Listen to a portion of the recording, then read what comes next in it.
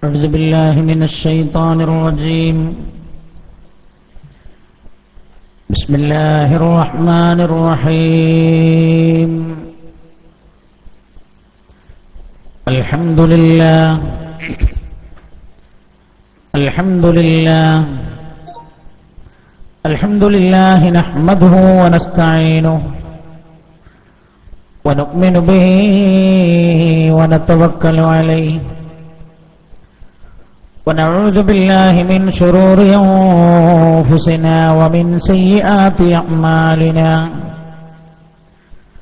من يهده الله فلا مضل له ومن يضلله فلا هادي له.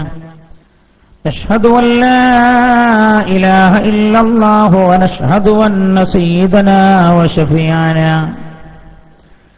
ونبينا وحبيبنا محمدا صلى الله عليه وسلم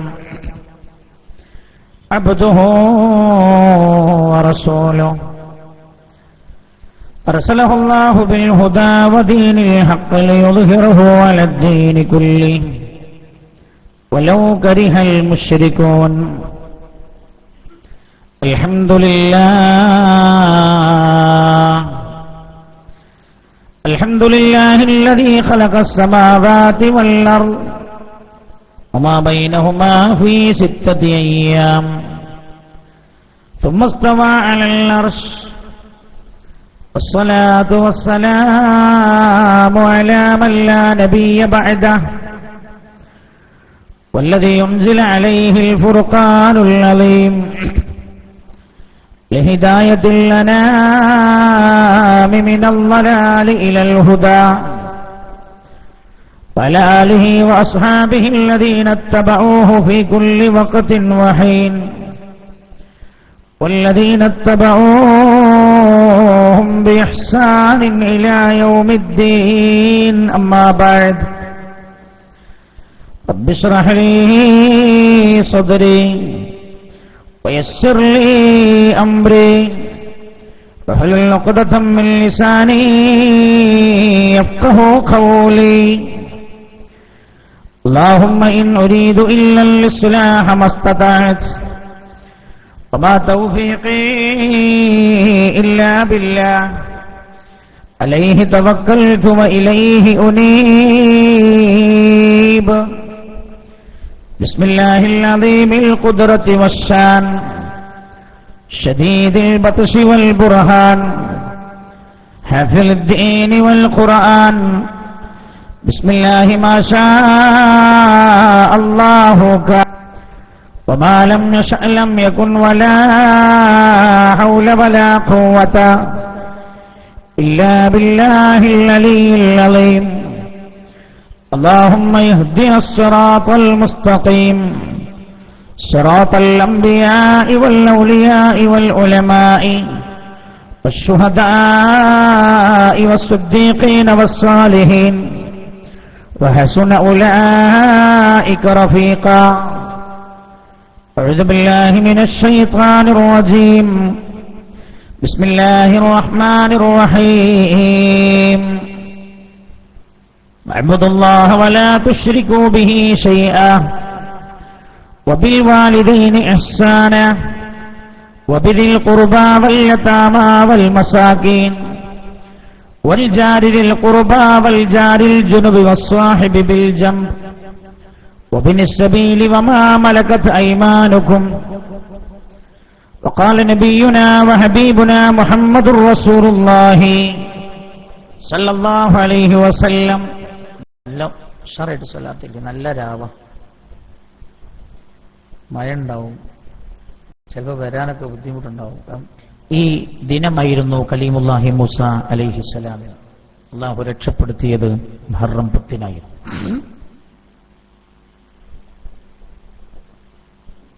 ഒട്ടേറെ അനുഗ്രഹങ്ങൾ.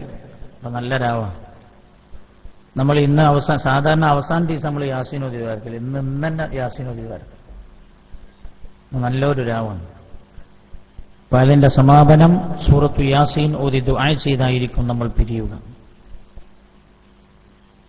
നാളെ എല്ലാവരും നോമ്പ് നോറ്റ് നോമ്പ് തുറന്നാവണം നാളെ ഇൻഷാ അല്ലാഹ് വരേണ്ടത്. അള്ളാഹു തൗഫീഖ് ചെയ്യട്ടെ. നമ്മളൊരു 4-5 പ്രധാനപ്പെട്ട വിഷയമാണ് ഈ കൊല്ലം നമ്മൾ സംസാരിക്കുന്നത്. ചില വിഷയങ്ങളൊക്കെ നേരത്തെ നിങ്ങൾ നോട്ടീസ് മുഖേന അറിഞ്ഞിട്ടുണ്ടാവും. ചിലത് നോട്ടീസ് കൊടുത്തതിന് ശേഷമാണ്. അതിനേക്കാളും ചില ഗൗരവമായ വിഷയം സംസാരിക്കണമെന്ന് തോന്നിയപ്പോൾ ചിലതൊക്കെ അങ്ങോട്ടും ഇങ്ങോട്ടും ചെറിയ ചേഞ്ചിങ് ഒക്കെ വരുത്തിയത്.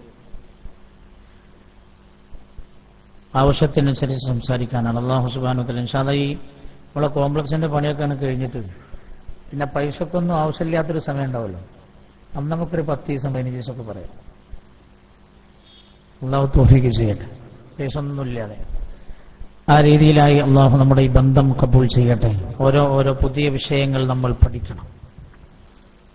നമ്മുടെ വഅലുകളുടെ ലക്ഷ്യവും അതായിരിക്കണം. അള്ളാഹു തൗഫീഖ് ചെയ്യട്ടെ. നല്ല സ്വലാത്ത് ചൊല്ലണം. സ്വലാത്തിന്റെ ചുവട്ടിൽ ഇരുന്ന് ദ്വാരുന്നാൽ ആ ദ്വാക്ക് ഉത്തരവുറപ്പാണ്. ചെല്ലുമ്പോൾ ആ രീതിയിൽ ചെല്ലണം എന്നർത്ഥം. മക്കക്കാരായ ആളുകൾ റസൂലുള്ളാഹിനോട് ചോദിച്ചല്ലോ, സല്ലല്ലാഹു അലൈഹി വസല്ലം, മുഹമ്മദേ എവിടെ എന്റെ ശിക്ഷ? ജില്ല കുറേ ആയി പറഞ്ഞ് അള്ളാഹ് അങ്ങനാക്കും ഇങ്ങനാക്കും, മറ്റോലൊക്കെ എങ്ങനാക്കി എന്നൊക്കെ എവിടെ എന്റെ ശിക്ഷ? പുണ്യ നബിയോട് വെല്ലുവിളിച്ച് ചോദിച്ചാണ്.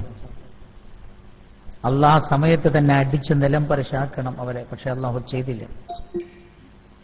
മുഹമ്മദേ സല്ലല്ലാഹു അലൈഹി വസല്ലം, അലം തറ കൈഫ ഫഅല റബ്ബുക ബിആദ് ഇറമ ദാത്തിൽ ഇമാദ് അല്ലതീ ലം യുഖ്ലഖ മിസ്ലുഹാ ഫിൽ ബിലാദ് വതമൂദ അല്ലദീന ജാബു الصخر بالواد وفرعون ذي الأوتاد الذين طغوا في البلاد فأكثروا فيها الفساد فصب عليهم ربك صوت عذاب إن ربك لبالمرصاد. നീ പറഞ്ഞില്ലേ ഫിർഔൻ അങ്ങനാക്കി മറ്റോൻ അങ്ങനാക്കി എന്നൊക്കെ. എന്താ അള്ളാഹ് ഞങ്ങൾ അങ്ങനെ ആക്കാത്തത്? ഇവർ ചോദിച്ചതാണ്. അള്ളാഹ് ഉടനെ പറഞ്ഞ മറുപടി എന്താ അറിയോ? അള്ളാഹുവിന്റെ ഹബീബേ, അങ്ങ് അവരോട് പറയണം, അങ്ങ് ആ ജനതയിൽ ഉള്ള കാലത്തോളം ഞാൻ അവരെ ശിക്ഷിക്കുകയില്ല. വഅൻത ഫീഹിം വമാ കാന അല്ലാഹു മുഅദ്ദിബുഹും, അല്ലാഹു അവരെ ശിക്ഷിക്കുകയില്ല നബിയേ അങ്ങ് അവരിൽ ഉള്ള കാലത്തോളം. മാത്രമല്ല വഹും യസ്തഗ്ഫിറൂൻ, അവർ ഇസ്തിഗ്ഫാർ നിലനിർത്തുകയും ചെയ്യുന്ന കാലത്തോളം. അല്ലാഹ് 2 കാര്യം അവരെ ശിക്ഷിക്കാതിരിക്കാൻ പറഞ്ഞു. ഒന്ന് റസൂലുള്ളാഹിന്റെ സാന്നിധ്യമാണ്. നിങ്ങൾ ആലോചിക്കണേ, ഈ മുത്തുനബിയെ ഹൃദയത്തോട് ചേർത്ത് പിടിച്ചതിന്റെ കാരണല്ലേ അഹ്ലുസുന്നത്ത് വൽ ജമാഅത്തിന്റെ അനുയായികളായ നമ്മൾ ആക്ഷേപിക്കപ്പെടാൻ കാരണം? ഈ പുണ്യനബിയെ നെഞ്ചോട് ചേർത്ത് പിടിച്ചു എന്നുള്ള കാരണത്തിലാണ്. അല്ലാഹ് മക്കക്കാരോട് പറഞ്ഞത്, പുണ്യനബിയെ അങ്ങവരിൽ ഉള്ള കാലത്തോളം ഞാൻ അവരെ ശിക്ഷിക്കില്ല എന്നാണ്. വളരെ ഗൗരവമുള്ള വർത്താനം. ഇൻഷാ അല്ലാഹ് നല്ല രാവ സ്വലാത്തിന്റെ ചോട്ടിൽ നിന്നിട്ട് പടച്ചവനോട് ദ്വാരന്നിട്ട് പോകണം. അല്ലാഹു നമ്മെ അനുഗ്രഹിക്കട്ടെ. തുടർന്നുള്ള 4 ദിവസങ്ങളിലും നമ്മൾ ചർച്ച ചെയ്യുന്ന വിഷയങ്ങൾ എന്ത് എന്ന അവസാനം ഞാൻ ഒന്ന് പറയും ഇൻഷാ അല്ലാഹ്. ഇന്ന് നമ്മൾ സംസാരിക്കുന്നത് എന്താ? ഉയരുന്ന മതിലുകളും ഉയരുന്ന മതിലുകളും അകലുന്ന ബന്ധങ്ങളും. ഇന്ന് നമ്മൾ അതാണ് സംസാരിക്കുന്നത്. ഇതൊരു വലിയ വിശാലമായൊരു വിഷയമാണ്. ഒരു ചെറിയ ഭാഗം നമ്മൾ പറയുള്ളൂ. ഞാൻ മനസ്സിലാക്കുന്ന ഒരു 10 ദിവസം നമ്മൾ, കാരണം 10 സബ്ജക്ട് അതിൽ അള്ളാഹു പറയുന്നുണ്ട്. ആ ആയത്തെ നമ്മളിപ്പോ ഒന്ന് ഓതിയത്. അതിപ്രധാനമായ 10 ബന്ധങ്ങൾ അള്ളാഹു എടുത്തു പറഞ്ഞിട്ടുണ്ട് ആ ആയത്തിൽ. ഓരോ ബന്ധവും ഓരോ ദിവസം പറയേണ്ടതാണ്. അപ്പൊ ഇന്ന് നമ്മൾ ഒരു ചെറിയ ഭാഗം പറഞ്ഞ് അവസാനിപ്പിക്കും. അള്ളാഹു നമ്മളെ ഖബൂൽ ചെയ്യട്ടെ. وقال نبينا وحبيبنا محمد رسول الله صلى الله عليه وسلم لمعاذ رضي الله عنه يا معاذ يا معاذ يا معاذ أتدري ما حق الله على العباد قال الله ورسوله أعلم قال أن يعبدوه ولا يشركوا به شيئا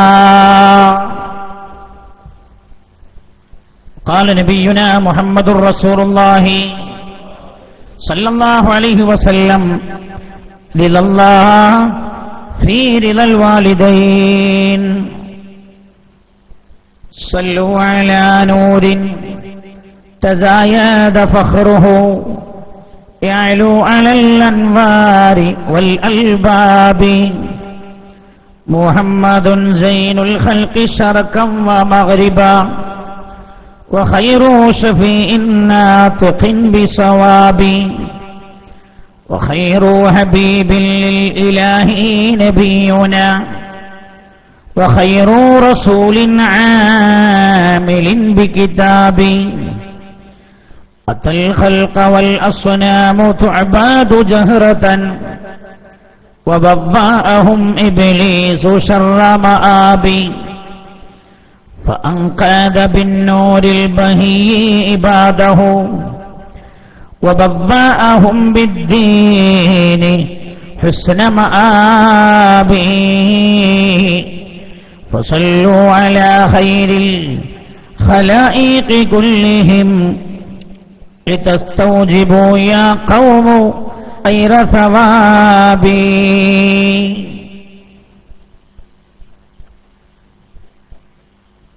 کریما ببخشائے برحالما کہ ہستے مسیر کمندے ہوا ندار مغیرت فریاد رس تو ایاسیان را خطا بخش بس نگہدار مارا ذرا ہے خطا خطا در گزارو ثواب نما صلی اللہ علی محمد صلی اللہ علیہ وسلم صلی اللہ علی محمد وسلم اللهم صل على محمد يا ربي صل عليه وسلم. ആദരണീയരായ വേദിയിൽ ഉപവിട്ടരായ പണ്ഡിത മഹത്തുക്കളെ, പാറക്കടവ് ശംസുലുലമ ഇസ്ലാമിക് സെന്ററിന്റെ അഭിവന്ദനായ പ്രസിഡന്റ് ആദരണീയരായ ഉസ്മാൻ ഹാജി അവറുകളെ, ഇസ്ലാമിക് സെന്ററിന്റെ സമാദരണീയരായ മറ്റു ഭാരവാഹികളെ, നേതാക്കളെ, ഈ മഹത്തായ വേദിക്ക് സ്വാഗത ഭാഷണം നടത്തിയ, ഈ നാടിന്റെ സ്പന്ദനം മനസ്സിലാക്കുകയും ചെയ്ത ആദരണീയരായ ദാരിമി ഉസ്താദ് അവറുകളെ, അള്ളാഹുവിന്റെ പരിശുദ്ധമായ ദീൻ ശ്രവിക്കുക എന്ന ലക്ഷ്യത്തിൽ മാത്രം ഈ സദസ്സിൽ നല്ല ഒരു രാവിൽ ഒത്തുചേർന്ന എന്റെ പ്രിയപ്പെട്ട ഉപ്പമാരെ, ഉമ്മമാരെ, സഹോദരങ്ങളെ, സഹോദരിമാരെ, അല്ലാഹു സുബ്ഹാനഹു വ തആല ജീവിതത്തിൽ ഒരിക്കൽ കൂടെ സംഗമിക്കാൻ അല്ലാഹു നമ്മെ അനുഗ്രഹിച്ചിരിക്കുകയാണ്. ഞാൻ ഇന്നിങ്ങോട്ട് വരുന്ന സമയത്ത് നിങ്ങൾ വെച്ച വലിയൊരു ഗേറ്റ് കണ്ടു ഞാൻ. പക്ഷെ ആ ഗേറ്റ് മാത്രമൊന്നും ആളില്ലല്ലോ. പിന്നെ നിങ്ങൾ എന്തിനെ ആളില്ല എന്ന സദസ്യരില്ല എന്നല്ല, പ്രസംഗിക്കുന്ന ആളില്ല. ഇത്ര വലിയ ഗേറ്റൊക്കെ വെക്കാൻ മാത്രം ഞാനായിരുന്നു എനിക്കറിയില്ലാന്ന് തോന്നുന്നു. പക്ഷെ ആ ഗേറ്റ് കണ്ടപ്പോൾ നിങ്ങൾ 3ാം വാർഷികം എഴുതിയപ്പോൾ എനിക്ക് തോന്നിയിട്ടുണ്ടാവും, ചോനെ 4ാം വാർഷികം എഴുതാൻ ഞാനുണ്ടാവൂ എന്ന് ഞാൻ ആ ഗേറ്റിന് കടക്കുന്ന സമയത്ത് ചിന്തിച്ചു പോയി. ഇവിടെ അങ്ങനെ ഒരു ഗേറ്റ് വെച്ചില്ല. ഞാൻ വരുന്ന സമയത്ത് കണ്ടപ്പോൾ ഞാൻ ആലോചിച്ച് പഠിച്ചോണേ 4ാം വാർഷികം എഴുതാൻ ഞാൻ ഉണ്ടാകുമോ എന്ന് ഞാൻ ചിന്തിച്ചു. റഹ്മാനായ റബ്ബേ, ജീവിതത്തിൽ ഒരിക്കൽ കൂടെ ഒരുമിച്ചുകൂടാൻ, നിന്റെ പരിശുദ്ധമായ ദീന് പറയാൻ, നിന്നെ മനസ്സിലാക്കാൻ, നിന്നെ ഉൾക്കൊള്ളാൻ, നിന്നെ അറിയാൻ, നിന്റെ വിശുദ്ധമായ വചനത്തിന്റെ പ്രകാശങ്ങൾ കൽബിലേക്ക് ഏറ്റെടുക്കാനായി ഞങ്ങൾ ഒരുമിച്ചു ചേർന്നത് നീ ഖബൂൽ ചെയ്യണേ അല്ലാഹ്, സ്വീകരിക്കണേ റബ്ബേ. അല്ലാഹുവേ, പറയുന്നത് ഹൃദയം കൊണ്ട് ഏറ്റെടുക്കാൻ പറയുന്നവനും കേൾക്കുന്നവർക്കുമൊക്കെ നീ അനുഗ്രഹം നൽകണമേ അല്ലാഹ്. അതിനായി മാത്രം വ്യത്യസ്തമായ ഭാഗങ്ങളിൽ നിന്നിവിടെ എത്തിച്ചേർന്ന എന്റെ പ്രിയപ്പെട്ട ഉപ്പമാരെ, ഉമ്മമാരെ, സഹോദരങ്ങളെ, സഹോദരിമാരെ, അല്ലാഹു സുബ്ഹാനഹു വ തആല, അല്ലാഹു റബ്ബുൽ ഇസ്സത്ത് വിലക്ക് ചേർക്കാൻ നമ്മളോട് കൽപ്പിച്ച ബന്ധങ്ങളെല്ലാം സുദൃഢമായി നിലനിർത്തുന്നവരിൽ അല്ലാഹു നമ്മെ ഉൾപ്പെടുത്തി തെരുമാറാകട്ടെ. അല്ലാഹുവേ, ആ ബന്ധങ്ങൾ സുദൃഢമാക്കുന്നതിലൂടെ നാളെ സ്വർഗീയമായ ജീവിതം ഭദ്രമാക്കുന്നവരിലും ഞങ്ങളെ നീ ഉൾപ്പെടുത്തി തരേണമേ അല്ലാഹ്. വളരെ ഗൗരവമായൊരു വിഷയമാണ് നമ്മൾ സംസാരിക്കുന്നത്. നേരെ വിഷയത്തിലേക്ക് കടക്കുകയാണ്. മറ്റു കാര്യങ്ങളൊന്നും നമുക്ക് പറയാനില്ല. എല്ലാ കൊല്ലം കാണുന്ന ആൾക്കാരാകുമ്പോൾ ഒരു സുഖാതാണ്. ആമുഖം പറയണ്ട, നാട് പറയണ്ട, പരിചയപ്പെടുത്തണ്ട, വിഷയം മാത്രം പറഞ്ഞാൽ കൊണ്ട് നേരെ വിഷയത്തിലേക്ക് കടക്കുന്നു. ബാക്കി കാര്യങ്ങളൊക്കെ ഇൻഷാ അല്ലാഹ് പിന്നീട് നിങ്ങളെ അറിയിക്കുന്നതായിരിക്കും. അർഹമുർറാഹിമീനായ അല്ലാഹുവേ, റബ്ബന, ഒരുപാട് ആളുകളുണ്ട്. ആദ്യം ഓൽക്കൊന്ന് ദുആ ചെയ്തിട്ട് നമുക്ക് തുടങ്ങാം. കഴിഞ്ഞ വർഷം നമ്മുടെ ഈ സദസ്സിലുണ്ടായിരുന്ന ആളുകൾ, അല്ലെങ്കിൽ ഈ സദസ്സിനെ നല്ല മനോഭാവത്തോടെ നമ്മളോട് സഹകരിച്ചിരുന്ന ചില ആളുകൾ, നമ്മുടെ ചില പ്രവർത്തകന്മാർ വരെ കണ്ട് തൊട്ടടുത്തും പരിസരത്തൊക്കെ ഇത് മരിച്ചുപോയത്, അല്ലാഹു അവരുടെ ഖബറിടം വിളിച്ചാക്കി കൊടുക്കട്ടെ. നമ്മളോട് അല്ലാഹു ഏറ്റവും നല്ല രീതിയിൽ ബന്ധം സുദൃഢമാക്കാൻ പടച്ചറപ്പ് നമ്മളോട് കൽപ്പിച്ച നമ്മുടെ പ്രിയപ്പെട്ട മാതാപിതാക്കൾ പലരുടെയും വാപ്പയും ഉമ്മയും ഒക്കെ ഖബറിലാണ്. സാധുവായ എന്റെ പിതാവ് ഖബറിലാണ്. ഇന്ന് എന്റെ വീട്ടിൽ എന്റെ പ്രിയപ്പെട്ട മാതാവ്, എന്റെ മാതാവിന്റെ പിതാവ് മരണപ്പെട്ടു പോയത് ഇതേ ദിവസമായിരുന്നു. ഉമ്മ ആണ്ട് കഴിക്കുന്നുണ്ട്, എനിക്ക് പോകാൻ പറ്റിയിട്ടില്ല. ഉമ്മായുടെ പിതാവ്, അങ്ങനെ നമ്മളുമായി ബന്ധപ്പെട്ട പലരും. അർഹമുർറാഹിമീനായ റബ്ബേ, ഈ സദസ്സിൽ വെച്ച് ഞങ്ങൾ ചെയ്യുന്ന ദുആ അവരിലേക്ക് നീ എത്തിച്ചു കൊടുക്കണേ അല്ലാഹ്. അവർക്കൊക്കെ നീ മാപ്പ് ചെയ്തു കൊടുക്കണേ റബ്ബേ, അവർക്കൊക്കെ നീ പുറത്തു കൊടുക്കണേ അല്ലാഹ്. അല്ലാഹുവേ, ഞങ്ങളുടെ മാതാപിതാക്കളുമായി നല്ല ബന്ധം നിലനിർത്തിയവരിൽ ഞങ്ങളെ നീ ഉൾപ്പെടുത്തണേ അല്ലാഹ്. അല്ലാഹുവേ, ഞങ്ങളുമായി ബന്ധപ്പെട്ട പല സഹോദരങ്ങളും രോഗികളാണ്. ഈ സദസ്സിൽ തന്നെ വരേണ്ട ചില ആളുകളുണ്ട്. ഞരമ്പ് സംബന്ധമായുള്ള രോഗം കാരണം പ്രയാസപ്പെടുന്നവരുണ്ട്. വേറെ ചില ആളുകൾ ചികിത്സയിലാണ് മറ്റു നാടുകളിൽ. അതേപോലെ വേറെ ചില ആളുകൾ ക്യാൻസർ രോഗം ബാധിച്ച് വളരെ അപകടകരമായ അവസ്ഥ തരണം ചെയ്തുകൊണ്ടിരിക്കുകയാണ്. വേറെ ചില ആളുകൾ കിഡ്നി സംബന്ധമായ രോഗം കാരണം ഒരിക്കൽ കിഡ്നി രണ്ടും ഫയലായി മാറ്റിവെച്ചു, രണ്ടാമത് വീണ്ടും ഫയലായി.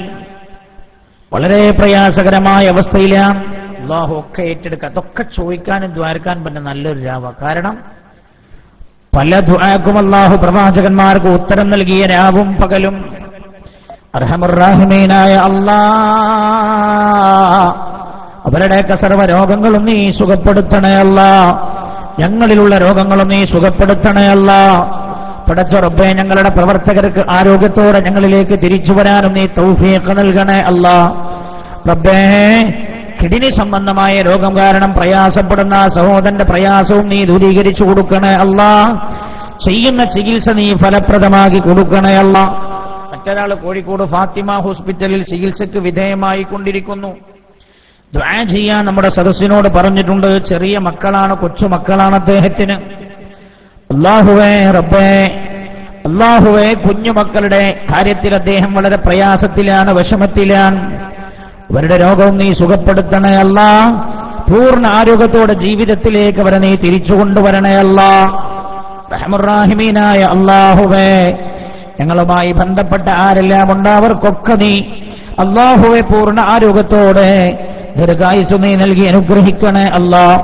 ഗർഭിണികളുണ്ട് റബ്ബേ, ദുആ ചെയ്യാൻ ഏൽപ്പിച്ചവരിൽ വളരെ പ്രയാസത്തിലാണവർ. അല്ലാഹുവേ, വളരെ വലിയ പ്രയാസത്തിലാണവർ. അവർക്ക് നീ സുഖപ്രസവം നൽകണേ അല്ലാഹ്. മനസ്സിന് നീ സമാധാനം നൽകണേ റബ്ബേ, മനസ്സിന് നീ ശാന്തി നൽകണേ അല്ലാഹ്. അല്ലാഹുവേ, നിന്നെ പ്രതീക്ഷിച്ചു വന്ന ഈ സദസ്സിലെ ഒരാളെയും നീ നിരാശരായി മടക്കല്ല അല്ലാഹ്, നിരാശരായി മടക്കല്ല റബ്ബേ. ബിറഹ്മതിക യാ അർഹമർ റാഹിമീൻ.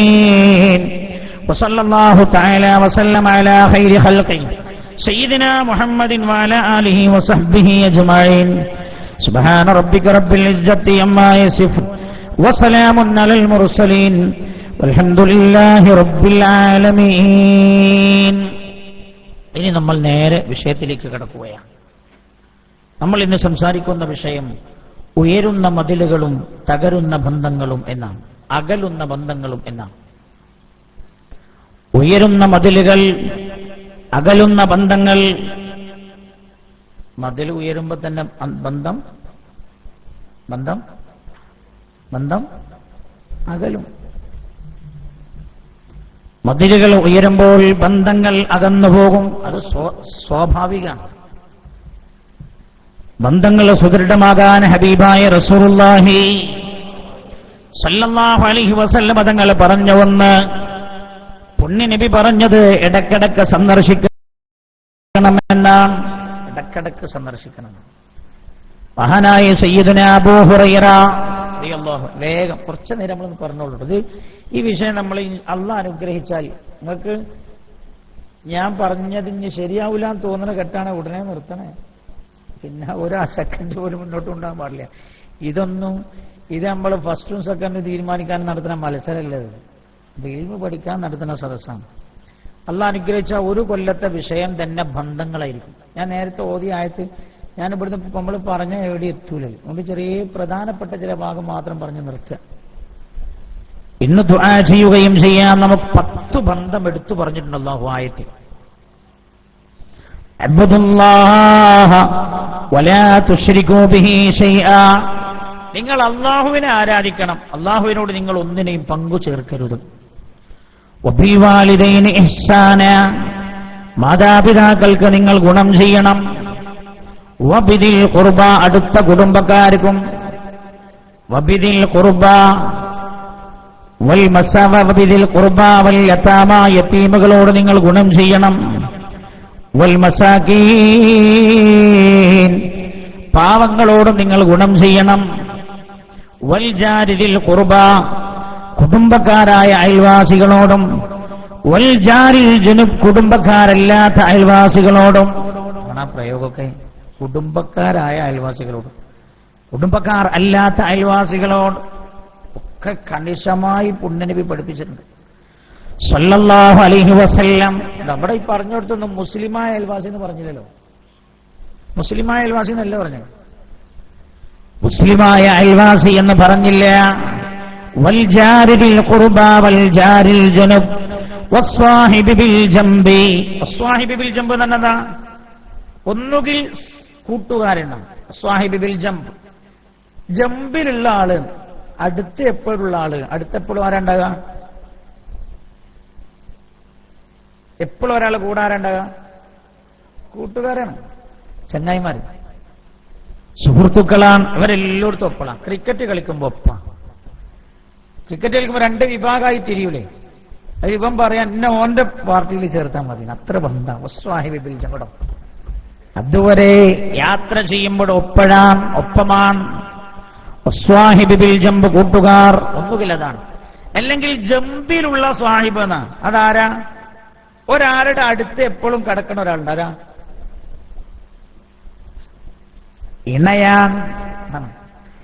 ഇണയാൻ ഭാര്യയാണ്.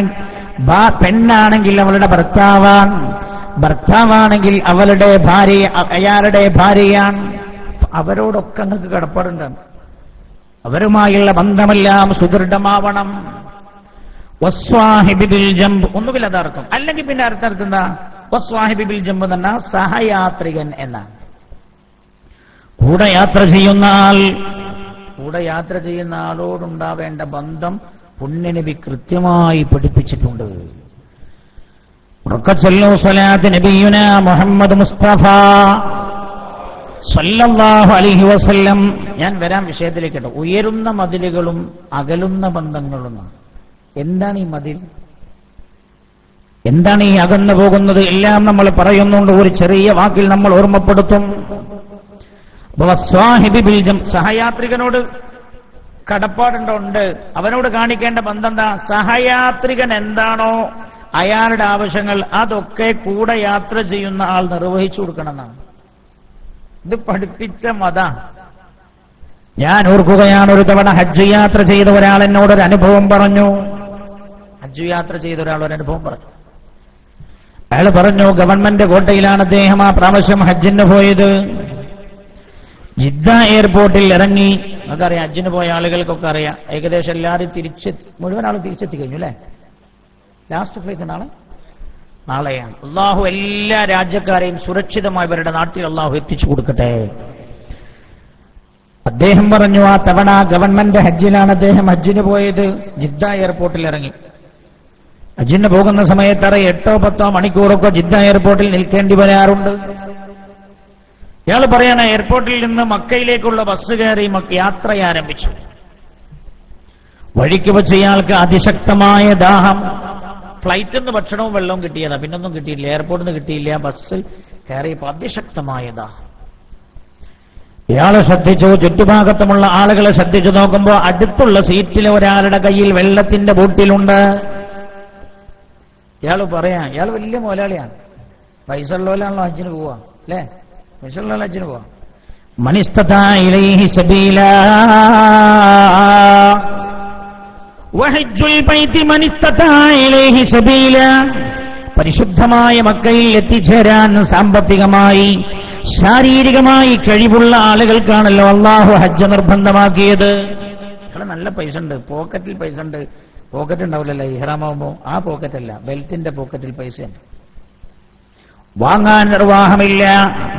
സൗദി അറേബ്യയിലെ ഗൾഫിലെ റോഡുകൾ നിങ്ങൾക്കറിയാമല്ലോ, എല്ലാ സ്ഥലത്തും നിർത്താനും പറ്റില്ലല്ലോ. തൊട്ടടുത്ത സീറ്റിലെ ആളുടെ കയ്യിൽ വെള്ളമുണ്ട്. അയാളോട് പറഞ്ഞു, സഹോദരാ, അതിശക്തമായ ദാഹമുണ്ട്, എനിക്ക് ആ വെള്ളം അല്പം തരുമോ എനിക്ക്? ആ സമയത്ത് ഈ സീറ്റിലുള്ള ആൾ ഇയാളോട് പറയാൻ, ഞാൻ പൈസ കൊടുത്ത് വാങ്ങിയ, പൈസ കൊടുത്താൽ വെള്ളം എല്ലായിടത്തും കിട്ടും. കൊടുത്തില്ല. ലോകത്ത് ഏറ്റവും നല്ല യാത്രയാണ്. നിങ്ങൾ ആലോചിക്കണം, പല കാര്യങ്ങൾക്കായി ആളുകൾ യാത്ര ചെയ്യാറുണ്ട്. ബിസിനസ് ആവശ്യാർത്ഥം യാത്ര നടക്കുന്നുണ്ട്, പല ആവശ്യങ്ങൾക്കായി യാത്ര നടത്തുന്ന ആളുകളുണ്ട്. ആകാശത്തിന് ചുവട്ടിൽ ഏറ്റവും നല്ല യാത്ര അല്ലാഹുവിന്റെ പരിശുദ്ധമായ ഭവനത്തിലേക്കുള്ള യാത്രയാണല്ലോ. ആ യാത്രയിൽ ഒരു കൂട്ടുകാരനെ കിട്ടാന്ന് പറഞ്ഞാൽ അതിനേക്കാൾ വലിയ കൂട്ടുകാരൻ ഭൂമിയിൽ വേറെ ആരാ? ആരുമില്ല. ആ കൂട്ടുകാരൻ ദാഹിച്ചു വലഞ്ഞിട്ട് ഒരൽപ്പം വെള്ളം തരുമോ എന്ന് ചോദിച്ചപ്പോൾ പറയാം, ഞാനിത് പൈസ കൊടുത്ത് വാങ്ങിയതാണ്, എനിക്ക് ദാഹിക്കുമ്പോ കുടിക്കാൻ പൈസ കൊടുത്താൽ എവിടുന്നും വെള്ളം കിട്ടും. അയാൾക്കപ്പോ ദാഹിക്കില്ല. സ്വാഹിബിൽ ജംബ്, സഹയാത്രികനോട് നീ കാണിക്കേണ്ട മര്യാദയുണ്ട്. പരിശുദ്ധമായ ഖുർആൻ, അല്ലാഹുവേ ഞങ്ങളെ നീ പഠിപ്പിച്ചതൊക്കെ അക്ഷരം പ്രതി പാലിക്കുന്നവരിൽ ഞങ്ങൾ ഉൾപ്പെടുത്തണേ അല്ലാഹ്. ഈ പാറക്കടവിലും ഇതേപോലെ സ്ഥിരമായി വയലൊക്കെ നടക്കുന്ന സ്ഥലത്ത് വരാനുള്ള ഒരു സന്തോഷം എന്താ അറിയുമോ? അത് മാർക്കിടാനല്ല എന്നാ ഞാൻ മനസ്സിലാക്കണം. വയലിൽ പറയാൻ തരുന്ന ആളെ മാർക്കിടാൻ, അതിനാണ് പിന്നെ എല്ലാ കൊല്ലവും വിളിക്കണ്ടല്ലോ, എല്ലാ കൊല്ലവും നിർബന്ധിച്ചു വരണമെന്ന് പറയാലോ. വരാനുള്ളൊരു സന്തോഷം തന്നെ ഇതൊക്കെ കേൾക്കുന്നത് അനുസരിക്കണമെന്ന ബോധത്തോടു കൂടെയാണ് എന്ന തോന്നലാണ്. അല്ലാഹുവേ ഞങ്ങളെ അങ്ങനെ ആക്കിത്തരയണമേ അല്ലാഹ്. വബിനിസ്സബീൽ വസ്സാഹിബി ബിൽ ജംബി വബിനിസ്സബീൽ, വഴിയാത്രക്കാരനോട് നീ കാണിക്കേണ്ട ബന്ധമുണ്ട്, വഴിയാത്രക്കാരനോട് നീ കാണിക്കേണ്ട കടപ്പാടുണ്ട്. എന്താ വഴിയാത്രക്കാരനോട് കാണിക്കേണ്ട കടപ്പാട്? നമ്മുടെ നാട്ടിലൂടെ ഒരു വാഹനം ഓടിപ്പോകുന്നു, ആക്സിഡന്റിൽപ്പെട്ട് ഡ്രൈവർ വണ്ടിക്കകത്ത് കുടുങ്ങിക്കിടക്കുന്നു. മുന്നിലിരുന്ന ആൾ ഡോറ് തുറന്ന് പുറത്തേക്ക് പോയി, ബേക്കിലുള്ള 2 കുട്ടികൾ ഡോറിനകത്ത്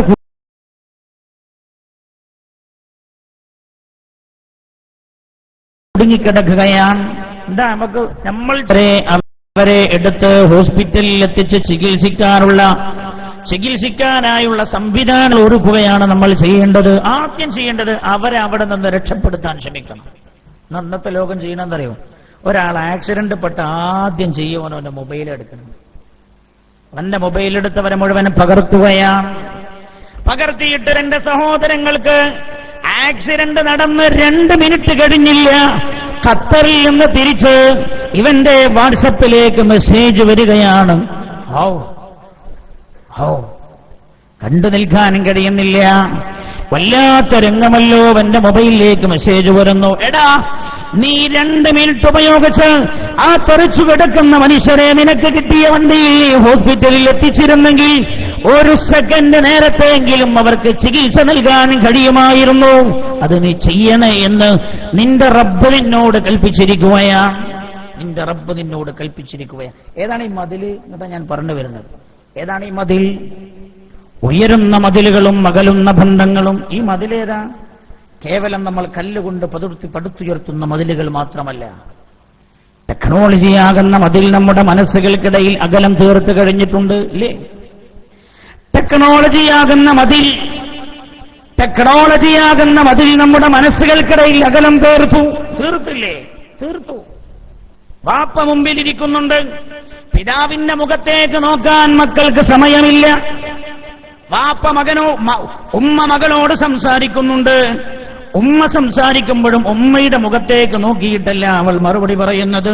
അവളുടെ സ്ക്രീനിലൂടെ, മൊബൈലിന്റെ സ്ക്രീനിലൂടെ, നിങ്ങൾ പറയാ ടച്ചാക്കാണ്, ഞാൻ പറയാ തോണ്ടാണ്.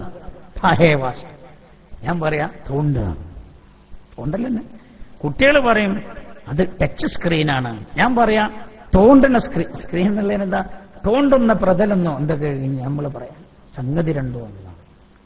ഉമ്മ സംസാരിക്കുന്നുണ്ടവളോട്. നിങ്ങൾ ചിന്തിക്കും, ഞാൻ ഈ പന്തെങ്ങനെ വിളക്കി ചേർക്കണമെന്ന് പറഞ്ഞിട്ട് വേണം നമ്മളിത് പറയാൻ. പക്ഷെ അത് അവിടെ നിന്ന് പോരാൻ സമയമില്ലാത്തതുകൊണ്ട് ഞാൻ ഇവിടെ കുറച്ച് കാര്യം പറഞ്ഞ് നമ്മൾ അവസാനിപ്പിക്കും. ഇത് നിങ്ങൾ കൊടുത്തത് ഒരു ബഹറായ വിഷയമാണ്. ഓരോന്നോരോന്നെടുത്തു പറയണം. ആ ബന്ധം ഇങ്ങനെ വിളക്കി ചേർക്കണം എന്ന് അള്ളാഹു പഠിപ്പിച്ചത് ഇങ്ങനെ പറയണം. നമുക്ക് സമയമില്ലാത്തതുകൊണ്ട് ഒരു കൊല്ലം ഇൻഷാ അല്ലാഹ് അള്ളാഹു അനുഗ്രഹിച്ചാൽ ഒരു 10 ദിവസത്തെ വിഷയം നമ്മുടെ ഇതായിരിക്കും. അള്ളാഹു അനുഗ്രഹിക്കുമാറാകട്ടെ. റബ്ബേ, ഞങ്ങൾ നീ ഏറ്റെടുക്കണേ അല്ലാഹ്.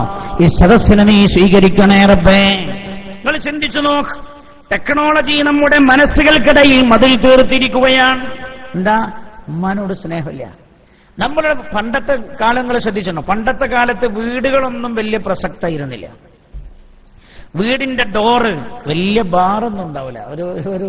ഒരു ചെൽമായിരുന്നു, കൊച്ചു കൊച്ചു വീടുകൾ. ഇന്ന് ഞാൻ വയനാട്ടിൽ നിന്ന് ഇറങ്ങി വരുമ്പോഴും കണ്ടു ഞാൻ ചില ഷെഡുകൾ. എന്നോട് പറഞ്ഞു 6 മക്കളും ഒരു പിതാവും മാതാവും അതിനകത്ത് താമസിക്കുന്നുണ്ട്. കേവലം ആല പോലെ ഒരു ഷെഡാണ്. കേവലം ആല പോലെ ഒരു ഷെഡാണ്. 6 മക്കളും പിതാവും മാതാവും കിടന്നുറങ്ങുന്നത്. വാപ്പയെ പറ്റിപ്പിടിച്ചുറങ്ങുന്ന മകൻ, ഉമ്മയെ പറ്റിപ്പിടിച്ചുറങ്ങുന്ന മകൾ. അവരുടെ വീടുകളിൽ റൂമുകളായി തിരിച്ച്, മതിലുകൾ തീർത്ത് റൂമുകളായി തിരിച്ചിട്ടില്ല അവരുടെ വീടിന്റെ ചുമരുകൾ. എന്തേ? അതിന് മാത്രം സ്ഥലമില്ല, ഒരു ചെറിയ ഷെഡാണ്. എന്തോ ഒരു സ്നേഹം വാപ്പയും മക്കളും തമ്മിൽ, എന്തോ ഒരു സ്നേഹമെന്നാലോ. വലിയ വലിയ വീടുകൾ, ഓരോ വീട്ടിലും വീട്ടിന്റെ റൂമുകൾ സുന്ദരമായ മതിലുകളും ചുമരുകളും വെച്ച് ഭദ്രമാക്കിയിട്ടുണ്ട്. അടിയിൽ നമ്മൾ പതിച്ചിരിക്കുന്നത് മേത്തരം കല്ലുകളാണ്. ചുമരുകൾ നല്ലപോലെ ഡിസൈൻ ചെയ്തിട്ടുണ്ട്. പക്ഷേ ഈ മതിലുകൾക്കിടയിലും റൂമുകൾക്കകത്തിരിക്കുന്ന കുഞ്ഞുമോനും വാപ്പയും തമ്മിൽ മാനസികമായി അകന്നുപോയിരിക്കുകയാണ്. മതിലുകൾ അവർക്കിടയിൽ അകലം തീർത്തിരിക്കുകയാണ്. 25 വയസ്സായ കുഞ്ഞുമോനാണ് തന്റെ വാപ്പയെയും ഉമ്മയെയും വലിച്ചെറിഞ്ഞ് ഇഷ്ടപ്പെട്ട പെണ്ണിന്റെ കൂടെ ഓടിപ്പോയി എന്ന് നമ്മൾ വായിക്കുന്നതും നമ്മൾ കേൾക്കുകയും ചെയ്യുന്നത്. അല്ലാഹു റബ്ബുൽ ഇസ്സത്ത് മനസ്സുകൾ തമ്മിലുള്ള ബന്ധം ചേർത്തിത്തരട്ടെ. നിങ്ങൾ ചിന്തിക്ക്, മോളും ഉമ്മയും തമ്മിൽ അകന്നുപോയിരിക്കുകയാണ്. ഉയരുന്ന മതിലുകൾ ഉയരുമ്പോൾ കൽബുകൾ അകന്നു പോകുന്നു. പണ്ടത്തെ കാലഘട്ടത്തിൽ അയൽവാസികൾ, വീടുകൾ തമ്മിൽ മതിലുകൾ ഉണ്ടായിരുന്നില്ല. വല്ലാത്ത സ്നേഹമായിരുന്നു അല്ലേ? ഒരു സ്നേഹം. അയൽവാസി തമ്മിൽ എന്തൊരു സ്നേഹമാണ്. നിങ്ങളെ കൂട്ടത്തിൽ തന്നെ ഇരിക്കുന്ന ആൾക്കാരുണ്ടാവും. ചെറുപ്പത്തിൽ അയൽപക്കത്ത് ഒരു ഈന്തുംപിടി എന്ന് പറഞ്ഞാൽ നിങ്ങൾക്ക് തിരിയോ? പഴയ കാലത്തെ സ്പെഷ്യലാപ്പം ഞാനാ പറഞ്ഞത്. ഇനി നമുക്ക് കിട്ടാനില്ല. ഒരു ഈന്തുംപിടി അയൽപക്കത്തെ വീട്ടിൽ ഈന്തുംപിടി ഉണ്ടാക്കിയാൽ ഉടനെ അതിന്റെ ഒരു അംശം തൊട്ടടുത്ത വീട്ടിലേക്ക് വരും. ഇന്ന് നമ്മുടെ വീടിന്റെ ചുറ്റുമതിൽ കാരണം നമ്മൾ ഉയർത്തിവച്ചിരിക്കുന്ന ചുറ്റുമതിലുകളിൽ അയൽവാസിയുടെ വീട്ടിലെന്താ നടക്കുന്നതെന്ന് പോലും തൊട്ടടുത്ത അയൽവാസി അറിയുന്നില്ല. അയൽവാസിയും തമ്മിലുള്ള ബന്ധം എങ്ങനെ ആവണ്ടേ? ഹബീബായ നബിയുനാ മുഹമ്മദ് മുസ്തഫ സല്ലല്ലാഹു അലൈഹി വസല്ലമ തങ്ങൾ പറയുകയാണ്, മഹാനായ ജിബ്രീൽ അലൈഹിസ്സലാത്തു വസ്സലാം എന്റെ അടുത്ത് വന്നു. മാസാല ജിബ്രീൽ യൂസീനി ഫീ ജാരി, എന്റെ അയൽവാസിയുടെ കാര്യത്തിൽ ജിബ്രീൽ അലൈഹിസ്സലാം എന്നോട് വസിയ്യത്ത് ചെയ്തുകൊണ്ടേയിരുന്നു. ഹത്താ വനന്തു, ജിബ്രീൽ ഇങ്ങനെ പറഞ്ഞു കൊണ്ടേയിരിക്കുമ്പോ ഞാൻ വിചാരിച്ചു പോയി, അന്നഹു സയുവരിസുനി, എന്റെ അയൽവാസി എന്നെ അനന്തരമെടുക്കുമെന്ന്, എന്റെ അനന്തരം എന്റെ അയൽവാസിക്ക് കൊടുക്കണമെന്ന് ജിബ്രീൽ പറയുമോ എന്നെനിക്ക് തോന്നിപ്പോയെന്ന് ഹബീബായ നബിയുനാ മുഹമ്മദ് മുസ്തഫ സല്ലല്ലാഹു അലൈഹി വസല്ലം എന്ന് പറഞ്ഞ അയൽവാസിയെ സ്വന്തത്തെ പോലെ അനന്തരം കൊടുക്കലാർക്കാ? അനന്തരം പിതാവിന്റെ അനന്തരം എടുക്കുന്നത് മകനാണ്. മകളാണ് ഉമ്മയുടെ അനന്തരമെടുക്കാറുള്ളത്. രക്തബന്ധത്തിലുള്ളവരാണല്ലോ. ഒരാളുടെ അനന്തരമെടുക്കുന്ന ആൾ രക്തബന്ധത്തിലുള്ള ആണാണല്ലോ. എന്റെ അനന്തരമെടുക്കലാരാ? എന്റെ മകനാണ്, എന്റെ മകളാണ്. അയൽവാസി എന്റെ അനന്തരക്കാരനാണെന്ന് ജിബ്രീൽ പറയുമോ എന്ന് ഞാൻ വിചാരിച്ചു പോയെന്ന് നബിയുനാ മുഹമ്മദ് മുസ്തഫ സല്ലല്ലാഹു അലൈഹി വസല്ലം. അതിന്റെ അർത്ഥം എന്താണ്? അയൽവാസിയെ രക്തബന്ധത്തിലുള്ളവരെ പോലെ കാണണം എന്ന് നബിയുനാ റസൂലുള്ളാഹി. അയൽവാസിയും തമ്മിലുള്ള ബന്ധം അത്രമേൽ സുദൃഢമായിരിക്കണം, അത്രമേൽ സുദൃഢമായിരിക്കണം. അന്നത്തെ കഥ എന്താ? തൊട്ടടുത്ത അയൽപക്കത്ത് എന്താ നടക്കണമെന്ന് പോലും ഈ അയൽവാസി അറിയുന്നില്ല. എന്റെ വീട്ടിന്റെ അവസ്ഥ എന്തെന്ന് ഇവൻ അറിയുന്നില്ല. ജീവിതത്തിന്റെ തിരക്കുകൾക്കിടയിൽ ജീവിതത്തിന്റെ തിരക്കുകൾക്കിടയിൽ നമ്മൾ പരസ്പരം ബന്ധങ്ങൾ പോലും, സ്നേഹബന്ധങ്ങൾ പോലും വലിച്ചെറിഞ്ഞു പോയി. അല്ലാഹുവേ, ബന്ധം സുദൃഢമാക്കി തരണേ അല്ലാ. സ്നേഹബന്ധം സുദൃഢാക്കണേ എന്നാണ് അല്ലാഹു ഈ ആയത്തിൽ പറഞ്ഞ വളരെ ഗൗരവമായ ഒരു വിഷയം, വളരെ ഗൗരവമായ വിഷയം. അല്ലാഹുവേ, അർഹമുർ റഹീമീനായ അല്ലാ, നീ പഠിപ്പിച്ച സ്നേഹബന്ധങ്ങൾ എന്തൊക്കെയാണോ അതൊക്കെ സുദൃഢമാക്കാൻ ഞങ്ങളെ നീ അനുഗ്രഹിക്കണേ അല്ലാ. ഈ പറഞ്ഞതൊക്കെ ഇതിലൂടെ ഒക്കെ കടന്നു പോകേണ്ടിയാണ്. അപ്പൊ നമുക്ക് ഏതാ സമയം കിട്ടില്ല. അതുകൊണ്ട് ഞാൻ എന്താ ചെയ്യുന്ന വെച്ചാൽ ഒരു ഭാഗം മാത്രം പറഞ്ഞ് അവസാനിപ്പിക്കാം. അല്ലാഹു സുബ്ഹാനഹു വ തആല നമ്മുടെ ഖൽബുകളെ നന്മക്കായി അല്ലാഹു തുറന്നു പെരുമാറാകട്ടെ. ഈ ആയത്തിലേക്ക് കടന്ന ഒരു നിങ്ങൾ ശ്രദ്ധിക്കണം. ഉയരുന്ന മതിലുകൾ എന്ന് പറഞ്ഞാൽ കേവലം മതിൽ മാത്രമല്ല, കല്ലുകൊണ്ട് നമ്മൾ വെച്ചുണ്ടാക്കുന്ന മതിലുകൾ മാത്രമല്ല, അതും ഇതിൽപ്പെടും. ചുമർ, കല്ലുകൊണ്ട് നമ്മൾ വെച്ചുണ്ടാക്കുന്ന മതിലുകൾ, അത് ഈ വിഷയത്തിന്റെ അകത്തിൽപ്പെട്ടതാണ്. ഞാൻ നേരത്തെ പറഞ്ഞ പോലെ മതില് ഉയരാന്ന് ഒരാളെ മതില് ഉയരല് എപ്പോഴാണ്? നിങ്ങളാരെങ്കിലും മതിൽ ഉയർത്തിനോ? അത് മുണ്ടില്ലല്ലോ ആരും. മതിൽ നിങ്ങളെ വീടിന്റെ ഒക്കെ ചുറ്റുമതിൽ ഉയർന്നതാണോ താഴ്ന്നതാണോ?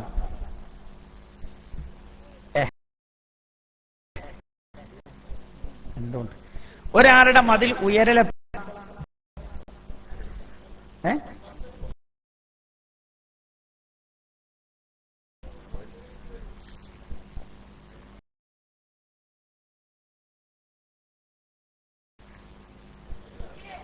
അതന്നെ. പൈസ നമ്മളെടുത്ത് കൂടുമ്പോ മതിൽ ഉയരും. അപ്പൊ ആ പൈസ എത്ര കൂടുണ്ടോ അതിനനുസരിച്ച് മതിലിന് ആനായ മതിലാണ്. മതില് കണ്ടാൽ തന്നെ അറിയാം ഈ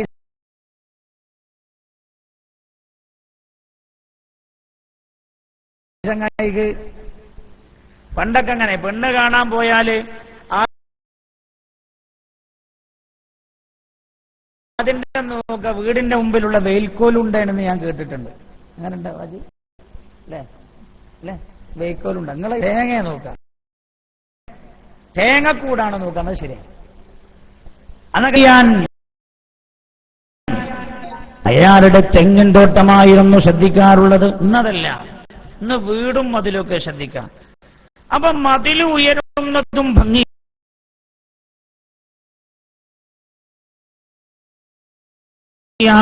ുന്നതും ഒരാളുടെ സാമ്പത്തികമായ അടിത്തക്കനുസരിച്ചാണല്ലോ എന്ന് പറഞ്ഞാൽ അതിന്റെ മറ്റൊരു വ്യാഖ്യാനം പണം കൂടിയ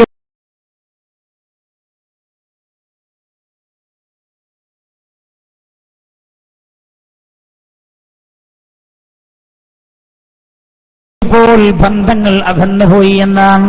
ഒക്കെ ഇതിന്റെ പരിധിയിൽ വരും.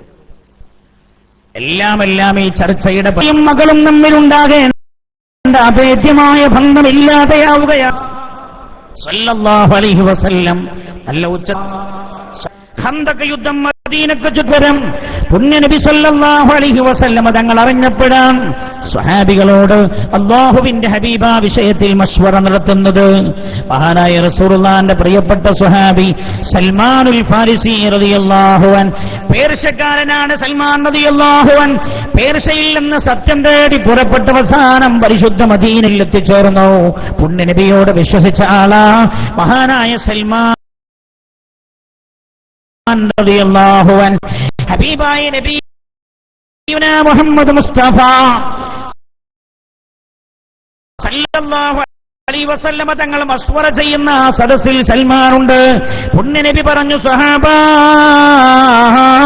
മദീനയിലേക്ക് ശത്രുക്കൾ ഇരച്ചോട് നേരിടും. ആ സമയത്താണ് ആ കൂട്ടത്തിൽ നിന്ന് സൽമാൻ റളിയല്ലാഹു അൻഹു എഴുന്നേറ്റ് നിന്നത്. അവരുടെ നാടുകളിലൊക്കെ നടക്കാറുള്ള യുദ്ധതന്ത്രം, അല്ലാഹുവിന്റെ ഹബീബിനോട് നടക്കാറുള്ള യുദ്ധമുറ ശത്രുക്കളെ ഞങ്ങളുടെ നാട്ടിലേക്ക് കടക്കാൻ അനുവദിക്കാതെ തടഞ്ഞു നിർത്തലാണ് നബിയേ. നാടിനു ചുറ്റും കിടങ്ങ് കുഴിച്ച് ശത്രുക്കളെ പ്രതിരോധിച്ചു നിർത്തലാണ് മഹാനായി നബിയുനാ റസൂലുള്ളാഹി. നിങ്ങൾ പുണ്യനബി നേതാവിന്റെ സ്വഭാവമാണ്. എന്നെ ശ്രദ്ധിക്കണം, ഒരു കാര്യം അടിച്ചേൽപ്പിക്കല്ല, മഷ്വറ ചെയ്യാം. എന്തേ അള്ളാന്റെ ഹബീബിന് ആകാശത്തുനിന്ന് വഹി ഇറങ്ങൂലേ? ജിബ്രീൽ അലൈഹിസ്സലാം അള്ളാഹുവിന്റെ ഹബീബിന് വന്ന് പറഞ്ഞു കൊടുക്കില്ലേ മാർഗനിർദ്ദേശം? അള്ളാഹുവിന്റെ ഹബീബ് ചെയ്തത് തന്നെ അനുചരന്മാരോട് മസ്വറ നടത്തി. സൽമാൻ റളിയല്ലാഹു അൻഹു പറഞ്ഞ അഭിപ്രായം നല്ല അഭിപ്രായമാണെന്ന് തോന്നിയപ്പോൾ അള്ളാഹുവിന്റെ ഹബീബ് ആ അഭിപ്രായം സ്വീകരിച്ചു. മദീനക്ക് ചുറ്റും കിടങ്ങു കുടിക്കാൻ തീരുമാനിച്ചു. ആ യുദ്ധം നടന്നത് മദീനക്ക് ചുറ്റുമുള്ള യുദ്ധം, മദീനക്ക് ചുറ്റും കിടങ്ങു കുടിച്ചുള്ള യുദ്ധം നടക്കുന്നത് അള്ളാഹുവിന്റെ ഹബീബും സഹാബികളും മുഴുപട്ടിണിയിൽ കഴിയുന്ന കാലഘട്ടത്തിലാണ്. ഭയങ്കര പട്ടിണിയായിരുന്നു അന്ന് മദീനത്ത്, ഭയങ്കര പട്ടിണിയാണ്, കഴിക്കാനൊന്നും ഇല്ലാത്ത സമയത്താണ്. മഹാനായ നബിയുനാ മുഹമ്മദ് മുസ്തഫ സല്ലല്ലാഹു അലൈഹി വസല്ലമ തങ്ങളും സഹാബികളും കിടങ്ങു കുടിക്കുകയാണ്. അള്ളാഹുവിന്റെ ഹബീബ് കിടങ്ങു കുടിക്കാനുള്ള ആജ്ഞ കൊടുത്ത് ഒരു ഭാഗത്ത് മാറി നിന്നില്ല. കുറേ കാര്യം നമുക്ക് പഠിക്കാണ്ട് പുണ്യനബി. അള്ളാഹുവിന്റെ ഹബീബ് കിടങ്ങു കുടിക്കാനുള്ള ആജ്ഞ നൽകിയിട്ട് മാറി നിന്നില്ല. പുണ്യനബിയും സഹാബികളോടൊപ്പം കൂടി കിടങ്ങു കുടിക്കുകയാണ്. പട്ടിണിയുടെ കാലഘട്ടമാണല്ലോ, കഴിക്കാൻ ഒന്നുമില്ല. കിടങ്ങ് കുഴിച്ചുകൊണ്ട് സഹിക്കാൻ കഴിയാതെ സ്വഹാബികൾ അവരുടെ വയറ്റത്ത് കല്ല് വെച്ച് കെട്ടിയിട്ടുണ്ട്. വീണ്ടും വിശപ്പ് അസഹനീയമായപ്പോൾ പുണ്യനബിയോട് അവർ പറഞ്ഞു, യാ റസൂലല്ലാഹ്, അല്ലാഹുവിന്റെ ഹബീബേ, മൺവട്ടിയെടുത്ത് പൊക്കാൻ കഴിയുന്നില്ല നബിയെ, പിക്കാസ് എടുത്ത് പൊക്കാനും കഴിയുന്നില്ല നബിയെ. അല്ലാഹുവിന്റെ ഹബീബേ, വിശപ്പ് താങ്ങാൻ കഴിയുന്നില്ല. അവരവരുടെ ശരീരത്തിലുള്ള വസ്ത്രങ്ങൾ പൊക്കിയിട്ട് കാണിച്ചു കൊടുത്തു. വയറത്ത് ഒരു കല്ലാണ് അല്ലാഹുവിന്റെ ഹബീബ് കാണുന്നത്. ആ സമയം മഹാനായ നബിയുനാ മുഹമ്മദ് മുസ്തഫ സല്ലല്ലാഹു അലൈഹി വസല്ലമ തങ്ങൾ തന്റെ അനുചരന്മാർക്ക് തന്റെ ഷർട്ട് പൊക്കി കാണിച്ചു കൊടുത്തപ്പോൾ പുണ്യനബിയുടെ വയറ്റത്ത് 2 കല്ലായിരുന്നു. അല്ലാഹുവിന്റെ ഹബീബിന്റെ സ്വഹാബികളുടെ വയറിൽ ഒരു കല്ലുണ്ടായിരുന്നപ്പോൾ പുണ്യനബിയുടെ വയറ്റത്ത് 2 കല്ലാണ് സ്വഹാബികൾ ദർശിക്കുന്നത്. അത്രമാത്രം പട്ടിണിയിലാണ്. പെട്ടെന്നാണ് അവരെ കിടങ്ങ് കുടിച്ചുകൊണ്ടിരിക്കുമ്പോൾ ഒരു പാറ പ്രത്യക്ഷപ്പെട്ടു. ആരടിച്ചു പൊട്ടിച്ചിട്ടും ആ പാറ പൊട്ടുന്നില്ല. അവരല്ലാഹുവിന്റെ ഹബീബിനോട് വിവരം പറഞ്ഞു. മഹാനായ നബിയുനാ മുഹമ്മദ് മുസ്തഫ സല്ലല്ലാഹു അലൈഹി വസല്ലം അല്ലാഹുവിന്റെ ഹബീബ് വന്നു. റസൂലുള്ളാഹ് ഇരുമ്പിന്റെ ദണ്ഡെടുത്തു. അല്ലാഹുവിന്റെ ഹബീബ് തന്റെ കൈകൊണ്ട് ആഞ്ഞൊന്ന് വെട്ടി ആഞ്ഞൊന്ന് അടിച്ചു. ആ പാറയിൽ പാറ ആദ്യമായത് പൊട്ടിത്തെറിച്ചു. ആ പാറ ഒരു കഷ്ണമങ്ങ് പിളർന്നു. മുതിൽ നിന്ന് അല്ലാഹുവിന്റെ ഹബീബ് അപ്പോൾ സ്വഹാബികളോട് പറഞ്ഞു, സ്വഹാബാ, ശാം എനിക്ക് കീഴ്പ്പെടുന്നതായി, ശാം നമുക്ക് അതിജയിക്കുന്നതായി എനിക്ക് കാണിക്കപ്പെട്ടു സ്വഹാബ എന്ന് നബിയുനാ മുഹമ്മദ് മുസ്തഫ സല്ലല്ലാഹു അലൈഹി വസല്ലം അല്ലാഹുവിന്റെ ഹബീബ് രണ്ടാമതായ ഇരുമ്പിന്റെ ദണ്ഡെടുത്ത് രണ്ടാമതൊന്നുകൂടെ ആ പാറയിൽ അഞ്ഞടിച്ചു. പാറ രണ്ടാമതൊരു കഷ്ടവും കൂടെ പിളർന്നു. പാറ ഒന്നുകൂടെ പൊട്ടി. അല്ലാഹുവിന്റെ ഹബീബ് അപ്പോൾ പറഞ്ഞു, സ്വഹാബാ, കൈസറിന്റെ കോട്ടക്കൊത്തളങ്ങൾ എനിക്ക് കീഴടങ്ങുന്നതായി ഞാൻ കാണുന്നു സ്വഹാബ. കൈസറിന്റെ കോട്ടക്കൊത്തളങ്ങളെ നിങ്ങൾ കീഴടക്കും സ്വഹാബ. മഹാനായ നബിയുനാ റസൂലുള്ളാഹി സല്ലല്ലാഹു അലൈഹി വസല്ലം തങ്ങൾ മൂന്നാമതായ ഇരുമ്പിന്റെ ദണ്ഡെടുത്ത് പൊക്കിയിട്ട് ഒന്നുകൂടെ അടിച്ചു. പാറ പൂർണ്ണമായി പൊട്ടിത്തെറിച്ചു. അല്ലാഹുവിന്റെ ഹബീബ് പറഞ്ഞു, സ്വഹാബ, കിസ്രയുടെയും അധികാരങ്ങൾ നിങ്ങൾ കീഴടക്കും സ്വഹാബ. പറഞ്ഞു, കിസ്രയുടെയും ലോകത്തെ അന്നത്തെ വൻശക്തികളായിരുന്ന കിസ്രയുടെയും കൈസറിന്റെയും ഖജനാവുകൾ നിങ്ങളുടെ കൈകളിൽ എത്തിച്ചേരും സ്വഹാബ. അക്കാലം ഞാൻ നിങ്ങൾക്ക് ഭയപ്പെടുന്നു സ്വഹാബ. എന്റെ സമുദായത്തിന്റെ കൈകളിൽ പണമെത്തിച്ചേർന്നാൽ, സാമ്പത്തികമായി അവർ ഉയർന്നാൽ, എന്റെ സമുദായത്തിന്റെ കൈകളിൽ സാമ്പത്തികമായ നേട്ടം അവർക്ക് കൈവന്നാൽ, എന്റെ സ്വഹാബ എന്റെ ഉമ്മത്തിന് തകർച്ച നേരിടുമോ എന്ന് ഞാൻ ഭയപ്പെടുന്നുവെന്ന് ഹബീബായ നബിയുന മുഹമ്മദ് മുസ്തഫ സല്ലല്ലാഹു അലൈഹി വസല്ലം. ചിന്തിച്ചു, മുസ്ലിം രാജ്യങ്ങൾക്ക് സംഭവിച്ചതെന്താ? മുസ്ലിം രാജ്യങ്ങൾക്ക് സംഭവിച്ചതെന്താണ്? നിങ്ങൾ ചിന്തിക്കണം. ഇസ്ലാമിക രാജ്യങ്ങൾ പരസ്പരം അയൽവാസികളാണ്. അയൽവാസി എന്ന് നമ്മൾ മനസ്സിലാക്കിയത് വീടിന്റെ അയൽവാസി മാത്രം അയൽവാസി അല്ല. പാറക്കടവ് മഹല്ല് ഇതിന്റെ തൊട്ടടുത്ത് മഹല്ലേതാണ്? പുടവന്തേരി. പാറക്കടവ് മഹല്ല് പുടവന്തേരി മഹല്ലിന്റെ അയൽവാസിയാണ്. അല്ലെങ്കിൽ നിങ്ങളുടെ അയൽവാസി മഹല്ലാണ് പുടവന്തേരി മഹൽ. അതിന്റെ ചുറ്റുഭാഗത്ത് ഏതൊക്കെ മഹലുണ്ടോ മഹല്ലുകളൊക്കെ. എന്റെ അയൽവാസി എന്ന് പറഞ്ഞാൽ, എന്റെ വീട്ടിന്റെ അയൽവാസി എന്ന് പറഞ്ഞാൽ, എന്റെ വീട്ടിന്റെ മുൻഭാഗത്തേക്കും പിൻഭാഗത്തേക്കും വലതുഭാഗത്തേക്കും ഇടതുഭാഗത്തേക്കും 40 വീടുകളാണ്. എല്ലാത്തിനും അയൽവാസി. രാജ്യത്തിന് അയൽവാസി. ഇന്ത്യ രാജ്യത്തിന്റെ അയൽവാസിയാണ് പാകിസ്ഥാൻ, അഫ്ഗാനിസ്ഥാൻ, ശ്രീലങ്ക. ഇതൊക്കെ ഇന്ത്യയുടെ അയൽപക്ക രാജ്യങ്ങളാണ്. സൗദി അറേബ്യയുടെ അയൽപക്ക രാജ്യങ്ങളാണ്. UAE അയൽപക്ക രാജ്യമാണ്. ഖത്തർ അയൽപക്ക രാജ്യമാണ്. ഈജിപ്ത് അയൽപക്ക രാജ്യമാണ്. ഈ രാജ്യങ്ങളോടൊക്കെയും അയൽവാസികളോടുള്ള മര്യാദ എന്താണോ അതേ മര്യാദ അയൽവാസിയായ രാജ്യത്തോട്, അയൽവാസിയായ മഹല്ലിനോട്, അയൽവാസിയായ വീടിനോട് പാലിക്കണമെന്ന് പഠിപ്പിച്ച മതമാണ് അല്ലാഹുവിന്റെ പരിശുദ്ധമായ ദീൻ. ഈ ബന്ധമൊക്കെ കടന്നുപോയി. പുണ്യനബി പറഞ്ഞ എന്താ? നിങ്ങളെ കയ്യിൽ പൈസ വരുന്നതാ എനിക്ക് പേടിയെന്ന് ഹബീബായ റസൂലുള്ളാഹി നബിയുനാ മുഹമ്മദ് മുസ്തഫ അല്ലേ സല്ലല്ലാഹു അലൈഹി വസല്ലം. അല്ലേ? ആണ്. പണ്ട് ഇതൊന്നും ഇല്ലാത്ത സമയത്ത് എന്തോ ഒരു സ്നേഹം. ഒരു ചെറിയ മത്സ്യക്കറി ഉണ്ടാക്കി അടുത്ത വീട്ടിൽ കൊണ്ടുപോയി കൊടുക്കും. അല്ലേ? അടുത്ത വീട്ടിൽ കൊണ്ടുപോയി. അങ്ങനെയായിരുന്നു നമ്മൾ തമ്മിലുണ്ടായിരുന്ന ബന്ധം. അകന്നുപോയി. എന്തോ മതിൽക്കെട്ടുകൾ നമ്മുടെ ഹൃദയങ്ങൾക്കിടയിൽ വന്നു ചേർന്നിരിക്കുകയാണ്. ആ മതിൽക്കെട്ടുകളെ നമ്മൾ പൊട്ടിച്ചെറിയണം. എന്നിട്ട് നമ്മൾ അല്ലാഹുവിന്റെ ഹബീബ് പഠിപ്പിച്ച ആ സ്നേഹത്തിലേക്ക് നമ്മൾ തിരിച്ചു പോകണം. ഇൻഷാ അല്ലാഹ് അതിന്റെ ചില ഭാഗങ്ങളൊക്കെ നമ്മുടെ ഈ സെന്ററിനോട് ചേർന്ന് കൂട്ടമായി നമ്മൾ ചെയ്യുന്ന ചില പ്രവർത്തനങ്ങളൊക്കെ വരും ദിവസങ്ങളിൽ നിങ്ങളെ അറിയിക്കും. അല്ലാഹു തൗഫീഖ് ചെയ്യട്ടെ. ഇവിടെ ഉയർന്നു വരുന്ന ശംസുൽ ഉലമാ സ്മാരക ഇസ്ലാമിക് സെന്റർ എല്ലാം നന്മക്കും കേന്ദ്രമായി വർത്തിക്കാൻ അല്ലാഹു അതിന് നേതൃത്വം നൽകുന്നവർക്ക് അല്ലാഹു തൗഫീഖ് ചെയ്യുമാറാകട്ടെ. അല്ലാഹുവേ നീ അനുഗ്രഹിക്കണമേ തമ്പുരാനെ. ഒരുപാട് ബാധ്യതയും ബന്ധമുണ്ട്. ഞാൻ മൊത്തം പറയുന്ന ഒന്നിൽ കേന്ദ്രീകരിക്കാൻ സമയമില്ലാത്തത് കൊണ്ടാണ്. ഒക്കെ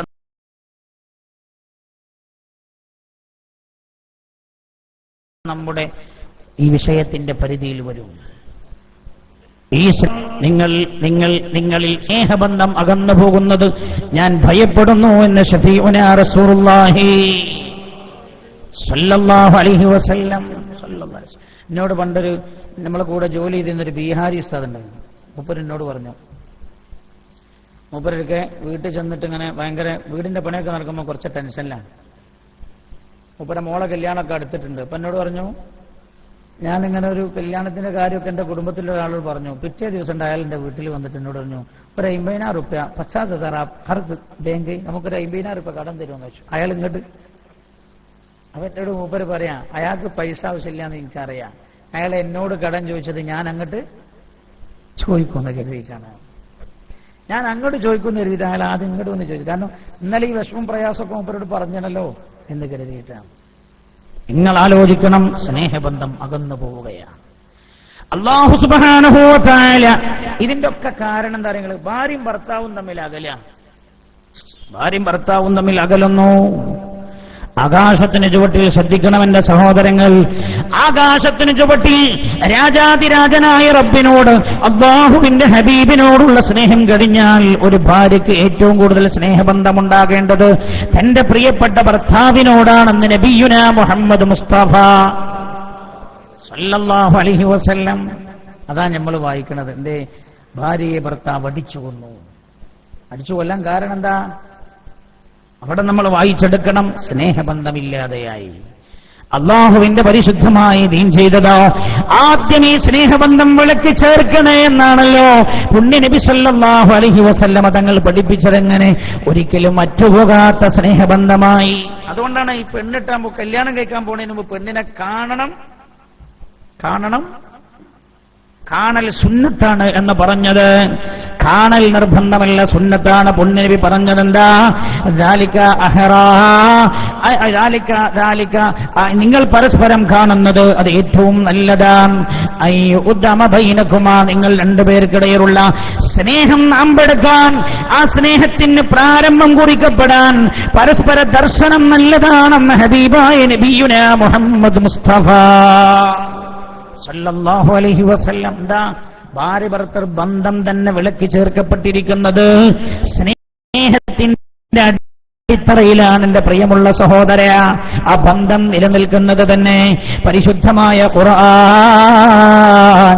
ഹബീബായ നബിയുനാ റസൂലുള്ളാഹി സല്ലല്ലാഹു അലൈഹി വസല്ലമ തങ്ങളോട് ഭാര്യ ഭർത്താവായി ജീവിക്കാനുള്ള പ്രാരംഭ ദശയിലേക്ക് കടക്കുമ്പോൾ ശ്രദ്ധിക്കേണ്ട കാര്യം, ഈ ലോകത്തെ പഠിപ്പിച്ച വിഷയം പറഞ്ഞ ആയത്തിൽ അല്ലാഹു പറഞ്ഞത് സ്നേഹമാണ്. അല്ലാഹു എടുത്തു പറഞ്ഞത് വമിൻ ആയാതിഹി അൻ ഖലഖ ലകും മിൻ അൻഫുസികും അസ്വാജ ലിതസ്കുനൂ ഇലൈഹാ വജഅല ബൈനകും മവദ്ദതൻ വറഹ്മ. വമിന്നായാതിഹി അല്ലാഹുവിന്റെ ദൃഷ്ടാന്തങ്ങളിൽപ്പെട്ടതാണ് അൻ ഖലഖ ലകും മിൻ അൻഫുസികും അസ്വാജ, നിങ്ങളുടെ ശരീരങ്ങളിൽ നിന്നവൻ നിങ്ങൾക്ക് ഇണകളെ സൃഷ്ടിച്ചു തന്നു എന്നത്. ലിതസ്കുനൂ ഇലൈഹാ, നിങ്ങൾ അവരിലേക്ക് സമാധാനം പ്രാപിക്കുവാൻ. വജഅല ബൈനകും മവദ്ദതൻ വറഹ്മ, നിങ്ങൾക്കിടയിൽ അവൻ നിർമ്മലമായ സ്നേഹം നിശ്ചയിച്ചിരിക്കുകയാണ്. ഭാര്യയും ഭർത്താവും തമ്മിൽ നിർമ്മലമായ സ്നേഹം ഉണ്ടാവണം. ആ നിർമ്മല സ്നേഹം ഉണ്ടായിരുന്നു എപ്പെന്നറിയോ? നമുക്ക് പരിചയമില്ലാത്തൊരു കാലം നമുക്ക് തിരിയില്ലേ. ഈ വയസ്സായ മനുഷ്യന്മാരോട് ചോദിച്ചാൽ തിരിയും.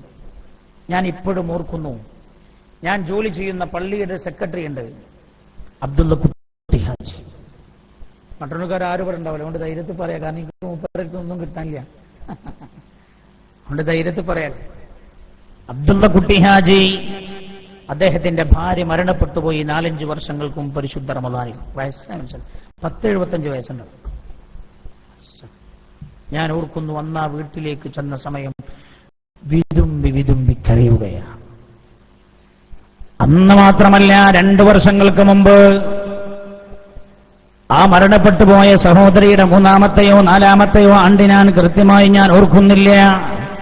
പരിശുദ്ധമായ റമദാനിൽ 25-ന് മുമ്പ് പള്ളിക്കൊരു സംഭാവന തന്നിട്ട് പറഞ്ഞു, അതെ എന്റെ പ്രിയപ്പെട്ട ഭാര്യയുടെ ആണ്ടാണ് റമദാൻ 25-ന്, നിങ്ങൾക്ക് ഓർമ്മയില്ലേ, ദുആ ചെയ്യണേ എന്ന് പറഞ്ഞ മനുഷ്യൻ 2 കണ്ണിലും വെള്ളം നിറക്കുകയാണ്.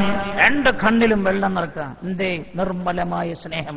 ടെക്നോളജി എന്നും പുരോഗമിച്ചിട്ടില്ലാത്ത കാലത്ത് തുടങ്ങിയ സ്നേഹബന്ധം. നിർമ്മലമായിരുന്നു ആ സ്നേഹബന്ധം. ഇന്നത്തെ സ്നേഹബന്ധം എങ്ങനെ ഉണ്ടായിരുന്നെങ്കിൽ, ഇന്നത്തെ സ്നേഹബന്ധം ഇതിലൂടെ ഉണ്ടായ സ്നേഹബന്ധമാണ്.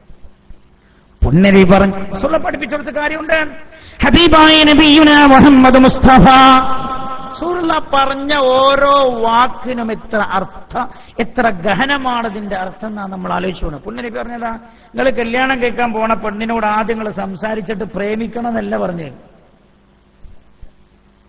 എന്തേ ഞാൻ പറഞ്ഞ മോശമായി? എന്താ അയാൾ അങ്ങനെയൊക്കെ പൊതു സ്റ്റേജ് എന്ന് പറയേ, പരസ്യമായി ചെയ്യാതെ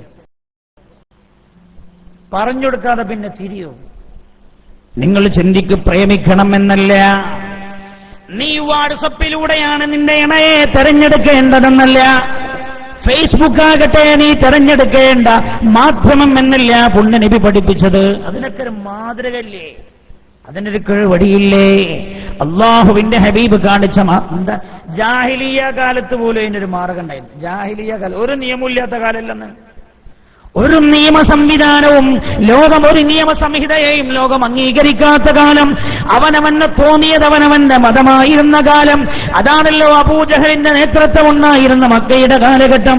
ആ കാലഘട്ടത്തിൽ മഹാനായ നബിയുന മുഹമ്മദ് മുസ്തഫ സല്ലല്ലാഹു അലൈഹി വസല്ലമ തങ്ങൾ പ്രവാചകനായിരുന്നില്ല. ആ കാലഘട്ടത്തിൽ പോലും ഉണ്ടായിരുന്നു നിയമം. ഒരു പെണ്ണിനെ ഒരു പുരുഷൻ ഒരു പെണ്ണിനെ വിവാഹം കഴിക്കാൻ ആഗ്രഹിക്കുകയാണെങ്കിൽ ആ പെണ്ണിനോട് നേരിട്ട് തന്നെ വിവാഹം കഴിക്കാൻ എനിക്ക് താല്പര്യമുണ്ട്, ഐ ലവ് യു, ഞാൻ നിന്നെ സ്നേഹിക്കുന്നു എന്ന് വിളിച്ചു പറയലായിരുന്നില്ല. യാതൊരു നിയമ സംഹിതയുമില്ലാത്ത കാലഘട്ടത്തിൽ പോലും അതിനൊരു മര്യാദയുണ്ടായിരുന്നത് പെണ്ണിന്റെ പിതാക്കന്മാർ, പിതാമഹന്മാർ അവൾക്ക് വേണ്ടി അന്വേഷണം നടത്തും. ഒരു ഭർത്താവിനെ, അല്ലെങ്കിൽ ഭർത്താവാൻ ആഗ്രഹിക്കുന്ന, വിവാഹം ചെയ്യാൻ ആഗ്രഹിക്കുന്ന ചെറുപ്പക്കാരന് വേണ്ടി പെണ്ണിനെ അന്വേഷണം നടത്തും ഈ ചെറുപ്പക്കാരന്റെ പിതാവ്. നമുക്കിടയിൽ ടെക്നോളജിയും, ഞാൻ നേരത്തെ പറഞ്ഞ മണിയില്ലേ, മണി പുണ്യനബി പറഞ്ഞില്ലേ, ലാ അഖ്ശാ അലൈക്കുമുൽ ഫഖർ, നിങ്ങൾക്ക് ഞാൻ ഭയപ്പെടുന്നത് ദാരിദ്ര്യമല്ല, വലാകിൻ അഖ്ശാ അലൈക്കുമുൽ ഗിനാ, നിങ്ങളൊക്കെ സാമ്പത്തികമായി വരുന്നത് ഞാൻ ഭയപ്പെടുന്നു എന്ന് നബിയുനാ റസൂലുള്ളാഹി സല്ലല്ലാഹു അലൈഹി വസല്ലം. സമ്പത്തിന്റെ മതിലുകൾ നമുക്കിടയിൽ ഉയർന്നു വന്നപ്പോൾ സംഭവിച്ചതെന്താണ്? 6-ാം നൂറ്റാണ്ട് നിയമങ്ങളെപ്പോലും കാറ്റിൽ പറത്തുന്ന രീതിയിലല്ലേ നമുക്കിടയിലെ സ്നേഹബന്ധങ്ങൾ ഉണ്ടാകുന്നത്. അള്ളാഹു സ്നേഹബന്ധം സുദൃഢമാക്കണമെന്ന് പറഞ്ഞ ബന്ധമൊക്കെ നമ്മൾ പൊളിക്കുക. അല്ല ചെയ്യരുത് എന്ന് പറഞ്ഞ രീതിയിലുള്ള സ്നേഹബന്ധങ്ങളൊക്കെ നമ്മൾ നിർമ്മിക്കുകയാണ്, ഉണ്ടാക്കുകയാണ്. അപ്പൊ ആദ്യം തന്നെ ഓളെ കണ്ടതെങ്ങനെ? ഇവനെപ്പോഴോ ഒന്ന് ഫേസ്ബുക്കിലൂടെ അങ്ങനെ സെർച്ച് ചെയ്ത് പോണ സമയത്ത് എന്താ പറയല്, ഒന്ന് കണ്ടത്. അപ്പൊ ഒന്ന് ക്ലിക്ക് ചെയ്തു. അപ്പൊ ആ പെണ്ണ് ചാറ്റ് ചെയ്യുന്നു, പെൺ തിരിച്ച് ചാറ്റ് ചെയ്തു. ചാറ്റിങ് നിലനിന്നു, ചാറ്റിങ് സ്നേഹബന്ധമായി. ആ സ്നേഹബന്ധം പിന്നെ കാണലിലായി. ഇവര് കാണുന്നതിന്റെ മുമ്പ് പോലും എന്ത് തീരുമാനിച്ചിട്ടുണ്ട്?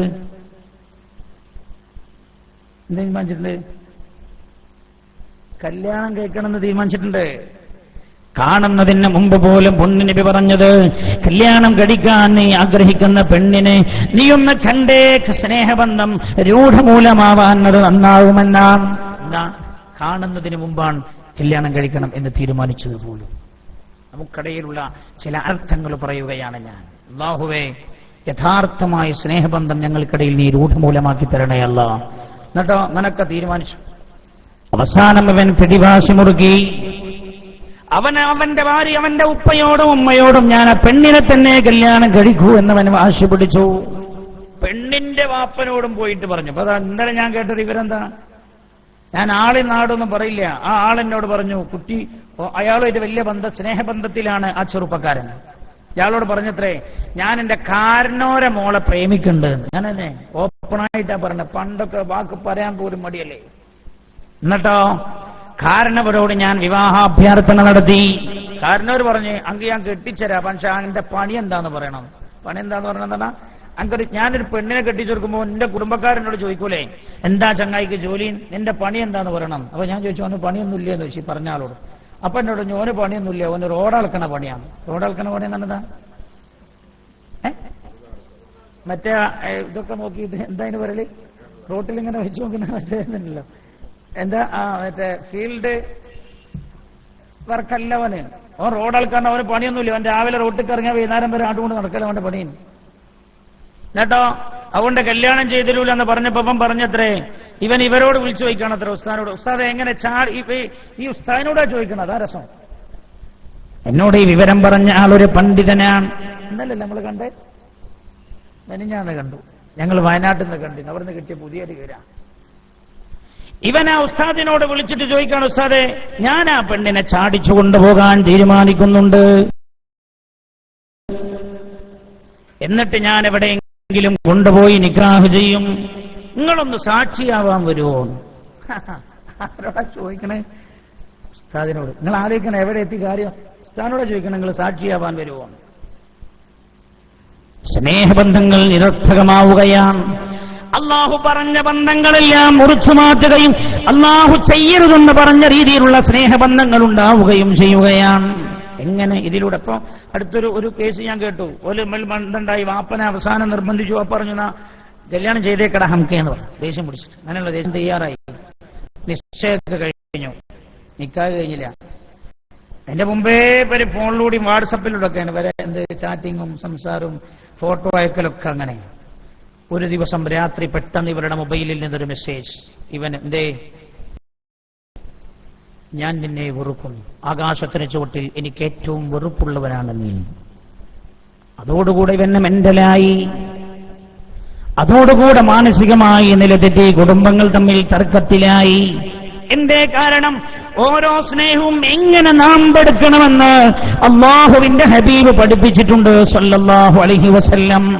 നമുക്കിടയിൽ ഉയർന്നു വന്ന ഏതോ മതിൽക്കെട്ടുകൾ ആ സ്നേഹത്തിന്റെ അർത്ഥതലങ്ങളെ തകർത്തിരിക്കുകയാണ്. അല്ലാഹു റബ്ബുൽ ഇസ്സത്ത് യഥാർത്ഥ സ്നേഹബന്ധമാക്കി തരട്ടെ. അല്ലാഹുവേ, നീ യഥാർത്ഥ സ്നേഹബന്ധം ഞങ്ങൾക്കിടയിൽ പ്രദാനം ചെയ്യണേ അല്ലാഹ്.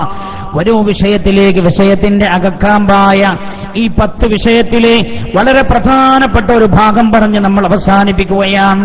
മഹാനായ നബിയുനാ മുഹമ്മദ് മുസ്തഫ, നബിയുനാ മുഹമ്മദ് മുസ്തഫ. ഞാനിപ്പോ ഇത്രയും പറഞ്ഞെന്താ, വിഷയം എന്താണെന്നപ്പോ ഈ പറഞ്ഞേ, ഇതൊക്കെ കടന്നുപോയിട്ട് സംസാരിക്കണം നമ്മൾ. ഏടെ സമയം? ഒന്ന് നമ്മൾ പറയേണ്ടത് അള്ളാഹുവിനോടുള്ള സ്നേഹബന്ധത്തെക്കുറിച്ചാണ്. രണ്ടാമത് നമ്മൾ പറയേണ്ടത് മാതാപിതാക്കളോടുള്ള സ്നേഹബന്ധത്തെക്കുറിച്ചാണ്. മൂന്നാമതായി നമ്മൾ പറയേണ്ടത് യതീമുകളോടുള്ള സ്നേഹബന്ധത്തെക്കുറിച്ചാണ്. നാലാമതായി പാവങ്ങളോടുള്ള സ്നേഹബന്ധത്തെക്കുറിച്ച്. അഞ്ചാമതായി കുടുംബക്കാരനായ അയൽവാസിയോട്. ആറാമതായി കുടുംബക്കാരനല്ലാത്ത അയൽവാസിയോട്. ഏഴാമതായി നമ്മുടെ സുഹൃത്തുക്കളോട് നമ്മൾ കാണിക്കേണ്ട സ്നേഹബന്ധം. ഏത് രീതിയിലുള്ള സ്നേഹബന്ധം? സുഹൃത്തും നമ്മൾ വേണ്ടേ? ഇവനൊരു സിസർ, ഇവനൊരു മറ്റേ എന്താ ഏറ്റവും നല്ല ഫിൽറ്റർ, ഇവനൊരു ഫിൽറ്റർ വാങ്ങുമ്പോ മറ്റൊന്നൊരു ഫിൽറ്റർ കൂടി വാങ്ങാം. അതാണോ ആ സ്നേഹബന്ധം? ഇവൻ ഒരു ഇവിടെ വെക്കുന്ന ഒരു സാധനമില്ലേ, എന്താ പറയല്, ഹൻസ്. ഇവനൊരു ഹൻസ് വാങ്ങാണ്. ആ സമയത്ത് തന്റെ സഹോദരനായ, തന്റെ സുഹൃത്തായ, തന്റെ ആത്മമിത്രമായ സഹോദരന് വേണ്ടിയും ഒരു ഹൻസ് വാങ്ങലാണോ സൗഹൃദ ബന്ധം? ഖുർആൻ പഠിപ്പിച്ചിട്ടുണ്ട്. ഉയരുന്ന മതിലുകളും അകലുന്ന ബന്ധങ്ങളും ഏതാ യഥാർത്ഥത്തിൽ ഉണ്ടാകേണ്ട ബന്ധം പഠിപ്പിച്ചിട്ടുണ്ട് പറയണം നമ്മൾ. സഹയാത്രികനോടുള്ള, എട്ടാമതായി സഹയാത്രികനോടുള്ള ബന്ധം പറയണം നമ്മൾ. അതേപോലെ ഭാര്യ ഭർത്താവിനോട്, ഭർത്താവ് ഭാര്യയോടുണ്ടാകേണ്ട സ്നേഹബന്ധം. വമാ മലകത് അയ്മാനുകും, നിങ്ങളുടെ കീഴിലുള്ള ആളുകളോട് നിങ്ങൾ കാണിക്കേണ്ട സ്നേഹബന്ധം. മുതലാളി തൊഴിലാളിയോട് കാണിക്കേണ്ട സ്നേഹബന്ധം എങ്ങനെ പറയണം? മുതലാളിക്ക് പൈസ എങ്ങനെ? ഞാൻ അങ്ങനെ ഒരിക്കൽ ഓർക്കാണ്, ആന്ധ്രാപ്രദേശിൽ ദാറുൽ ഇസ്ലാമിക് യൂണിവേഴ്സിറ്റി അന്ന് ആയിട്ടില്ലേ അക്കാഡമി, എല്ലാ കൊല്ലവും പരിശുദ്ധമായ റമദാനിൽ അതിന്റെ മക്കളെ, ദാർഹുദായുടെ മക്കളെ ദഅവത്തിന് വേണ്ടി കേരളത്തിന് പുറത്തുള്ള സംസ്ഥാനങ്ങളിലേക്ക് പറഞ്ഞേക്കാറുണ്ട്. ഞാൻ ആ കൊല്ലം എത്തിച്ചേർന്നത് ആന്ധ്രാപ്രദേശിലായിരുന്നു. ആന്ധ്രാപ്രദേശിലെ മദനപ്പള്ളി എന്ന് പറയുന്ന സ്ഥലത്തായിരുന്നു എനിക്ക് കിട്ടിയ ചാർജ്. എന്റെ കൂടെ മറ്റൊരു സഹോദരനുമുണ്ട്, സുഹൃത്ത് അവിടെയുണ്ട്. മലപ്പുറം ജില്ലയിലെ താനാളൂരിൽ അബ്ദുള്ള ഹാജി എന്ന് പറയുന്ന ഒരാൾക്ക് ഒരു തുണിക്കച്ചവടം ഉണ്ട്. അവിടെ ഒരു തുണിക്കച്ചവടം. ഇയാളത് തുടങ്ങിയത് എങ്ങനെ അറിയോ? പണ്ട് നാട് വിട്ടുപോയതാണ്. അങ്ങനെയാണല്ലോ ചില ആൾക്കാർക്ക്. അങ്ങനെ അള്ള തോന്നിച്ചോണ്ടാണ് എന്തായത്, ചില ആൾക്കാർ ഉഷാറായി.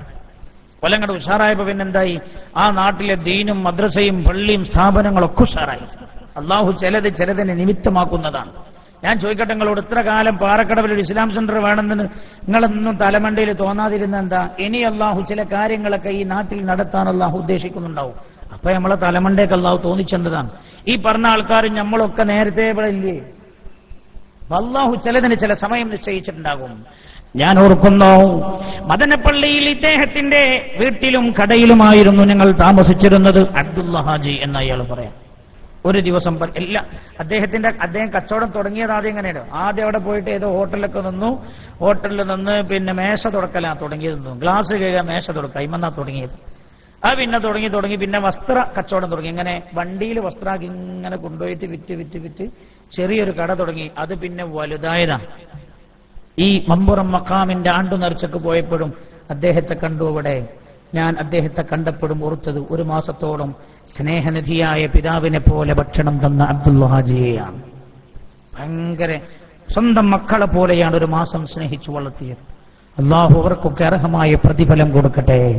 എന്റെ അടുത്ത് വന്ന് കൈ പിടിച്ച് മുസാഫഹത്ത് ചെയ്തിട്ട് എന്നോട് ചോദിച്ചു, അറിയോ?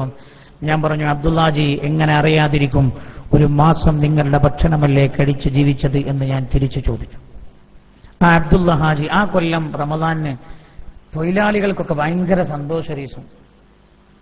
ഞാൻ അദ്ദേഹത്തോട് ഞാൻ കടയിലൊക്കെ നിൽക്കുന്ന സമയത്ത് തൊഴിലാളികളോട് ചോദിക്കും, ക്യാ ബൈജാൻ അബ്ദുള്ള ഹാജി കൈസേ, അബ്ദുള്ള ഹാജി എങ്ങനെയൊക്കെ ചോദിക്കും. ഉറുദു സംസാരിച്ച് പഠിയാൻ വേണ്ടിയിട്ടും കൂടിയാണ് ഞങ്ങൾ പറഞ്ഞേക്കണത്. അപ്പൊ ഞങ്ങൾ ഇവരൊക്കെ കണ്ടു ചോദിക്കും. അപ്പൊ ചോദിച്ചു കൈസാഹ ഇങ്ങനെ, പിന്നെ അബ്ദുള്ള ഹാജി എങ്ങനെയെന്ന് ചോദിച്ചാൽ അവർ പറയും അച്ഛാദിനെ. അന്ന് എന്നോട് പറഞ്ഞു, ഈ കൊല്ലം കച്ചവടം, ഷോപ്പിന്റെ കച്ചവടം 3 ലക്ഷം കവിഞ്ഞപ്പോൾ ഞങ്ങൾക്കൊക്കെ, തൊഴിലാളികൾക്കൊക്കെ അതിന്റെ വിഹിതം തന്നു. സാധാരണ 2 ലക്ഷം 2.5 ലക്ഷമാണ് ഷോപ്പിൽ കച്ചവടം നടക്കാറുള്ളത്. ഈ കൊല്ലത്തെ റമദാനിൽ 3 ലക്ഷം കവിഞ്ഞു ഒരു ദിവസത്തെ കച്ചവടം. ആ സന്തോഷം ഒരു പങ്കുവെക്കുക. എല്ലാ തൊഴിലാളികളും വിളിച്ചു. അന്ന് സ്പെഷ്യൽ ഭക്ഷണം, സാധാരണ നോമ്പറക്കണ ഒരു ഭക്ഷണമില്ല. അപ്പൊ ഞാൻ ചോദിച്ചതാ, ഇവരെല്ലാരും കൂടി കാട്ടിക്കൂടലും കളിയൊക്കെ കൂടി കണ്ടപ്പോ ഇവർക്ക് നിലത്തും അല്ല ആകാശത്തിലും അല്ല, ആര് തൊഴിലാളികൾ. അത് കണ്ടപ്പോ ഞാൻ ചോദിച്ചു എന്താന്ന് ചോദിച്ചപ്പോൾ പറഞ്ഞതാണ്, ആജ് ഹമാരാ അബ്ദുള്ള ഹാജിനെ ഹംകോ പൈസ ദിയാ. എല്ലാ ആൾക്കാർക്കും 500, 1000 ഓല കാറ്റഗറി അനുസരിച്ചാ കൊടുത്ത്. സന്തോഷമാണ്.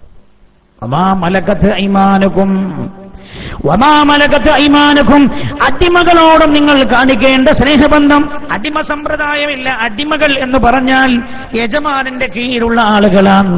അപ്പോ ഒരാൾ അയാളുടെ കീഴിലുള്ള ആളുകളോട് കാണിക്കേണ്ട സ്നേഹബന്ധം എന്താണ് പഠിപ്പിച്ചിട്ടുണ്ട്. ഇതൊക്കെ ഓരോന്നോരോന്നും പറയേണ്ടതാണ്. ഞാൻ അതിൽ അതിപ്രധാനമായ ഒന്നിലേക്കൊന്ന് ചെറുങ്ങനെ സൂചിപ്പിച്ചിട്ട് നമ്മൾ അവസാനിപ്പിക്കാം. യാസീനത് ദ്വാരക്കും അള്ളാഹു നമ്മുടെ സദസ്സ് ദുആക്കുത്തരമുള്ള സദസ്സാക്കി തരട്ടെ. ഇന്നലെ ഈ 6 ദിവസത്തെ വാളിന്റെ ഉദ്ഘാടനമായിരുന്നു. ഇന്ന് നമ്മൾ 5 ദിവസത്തെ പരിപാടിയുടെ ഉദ്ഘാടനമാകുമ്പോൾ കുറച്ചേ പറയാം. പക്ഷേ നാളെ മറ്റന്നാൾ നമുക്ക് അമ്മോട് പറയാനുണ്ടല്ലോ. 1, 2 ഇത് കഴിഞ്ഞിട്ട് എനിക്ക് നാട്ടിലേക്കൊന്ന് തിരിച്ചു പോകേണ്ടിയിട്ട്. മോന് വന്നാണ് വ്യാഴാഴ്ച മുതലേ വന്നിട്ട് വിളി തുടങ്ങി. ലീവിന് നാട്ടിൽ വന്നിട്ടേ അങ്ങനെ വിളിക്കുന്നുണ്ട്. ഇടക്കിടക്ക് മിസ് കാണാം. അപ്പൊ ഞാൻ വിളിച്ചു നോക്കുമ്പോൾ ഭാര്യ വിളിച്ചതെന്ന് കരുതി ഞാൻ വിളിക്കുക. ഞാൻ ചോദിച്ചു എന്തിനാ വിളിച്ചേ? അത് ഞാനല്ല, ഓനാവുന്നത്. അവനിങ്ങനെ മിസ്സടിക്കുക ഇടക്കിടക്ക്. അപ്പോൾ ഒരു ദിവസമെങ്കിലും ഒന്ന്, നാളെ എന്തൊന്ന് പോയാൽ 1 മണിക്കൊക്കെ അടുത്തും. അതുപോലെ എല്ലാവരും ഇറങ്ങിയിട്ടുണ്ടാവും. എന്നാലും അടുത്ത് പോയിട്ടെങ്കിലും ഇങ്ങനെ നോക്കിയിട്ട് കിടക്കാലോ. നമ്മളെ വാപ്പാരൊക്കെ, ഞാൻ എപ്പോഴാണ് നമ്മുടെ വാപ്പ നമ്മളോട് കാണിച്ച സ്നേഹം നമ്മൾ മനസ്സിലാക്കണത്. അല്ലെ, എന്റെ വാപ്പാക്ക് പണി എന്തായിരുന്നു ചോദിച്ചാൽ, എന്റെ വാപ്പ ഈ കോഴിക്കോട്ടേക്ക് ചരക്ക് കയറ്റലായിരുന്നു പിതാവിന്റെ പണി. തോണിയിൽ, അന്ന് ലോറിയൊന്നുമില്ലല്ലോ, ലോറിയിൽ ചരക്ക് കയറ്റും കോഴിക്കോട്ടേക്ക്. തിരിച്ചു കോഴിക്കോട്ട് നിന്ന് കടകളിലേക്കും ആളുകൾക്കും ആവശ്യമുള്ള സാധനം തിരിച്ചു കോഴിക്കോട്ട് നിന്ന് നാട്ടിലേക്കും കയറ്റും. ഇങ്ങനെ ബിസ്മില്ലാഹിർ റഹ്മാനിർ റഹീം. ഈ ബക്കറ്റിന്റെ പ്രത്യേകത എന്താ പറയുക, നമ്മൾ എന്താണ് ഉടനെ പുറത്തുനിന്ന് കാണുന്നത്. അപ്പൊ അള്ള മാത്രല്ല കാണാൻ, അടുത്തിരിക്കണേ ആൾക്കാരും കാണും. അടുത്തിരിക്കുന്ന ആള് കാണുമെന്ന് കരുതിയിട്ട് നിങ്ങൾ ഇടരുതട്ടോ. അള്ള കാണുന്നുണ്ട്, അടുത്ത ആള് കണ്ടാലും കണ്ടില്ലെങ്കിലും. എല്ലാവരും ചെയ്യേണ്ടതെന്ന് വെച്ചാൽ നമ്മളെ ഈ ബക്കറ്റ് ഏൽപ്പിക്കാം. നല്ലൊരു രാവാണ്. നിങ്ങളെല്ലാവരും ഒരു 1000, 500, 5000 ഒക്കെ ഇതിലിട്ടാലേ നമ്മൾ പരിപാടിന്റെ ചെലവ് അങ്ങനെ അവിടെ ഒത്തുപോകും. നമുക്ക് ഇൻഷാ അല്ലാഹ് ബാക്കി നമ്മളെ ബിൽഡിങ്ങിന്റെ വാർപ്പ് നടക്കാനുണ്ട്, ബാക്കി കാര്യങ്ങളൊക്കെ ഉണ്ട്, അതിലേക്ക് നമുക്ക് ഉപയോഗിക്കുകയും ചെയ്യാം. അള്ളാഹു തൗഫീഖ് ചെയ്യട്ടെ. ചെയ്യുന്ന സദഖകൾ അള്ളാഹു കബൂൽ ചെയ്യുമാറാകട്ടെ. എന്റെ വാപ്പാക്ക് പണിയതായിരുന്നു. ഞാൻ ഓർക്കുന്നു, പല രാവുകളും നമ്മളോടൊപ്പം ഉണ്ടാകാറില്ല. നമ്മുടെ വിഷയം തന്നെയാണ് ഈ പറയുന്നത്. ശ്രദ്ധിക്കണം. വാപ്പാക്ക് നമ്മൾ തിരിച്ചു കൊടുക്കേണ്ട സ്നേഹം എന്താണ്?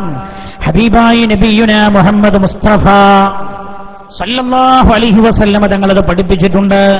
ഞാൻ ഓർക്കുകയാണ്, വാപ്പ പലപ്പോഴും ഞങ്ങൾ കാണാറില്ല രാത്രി.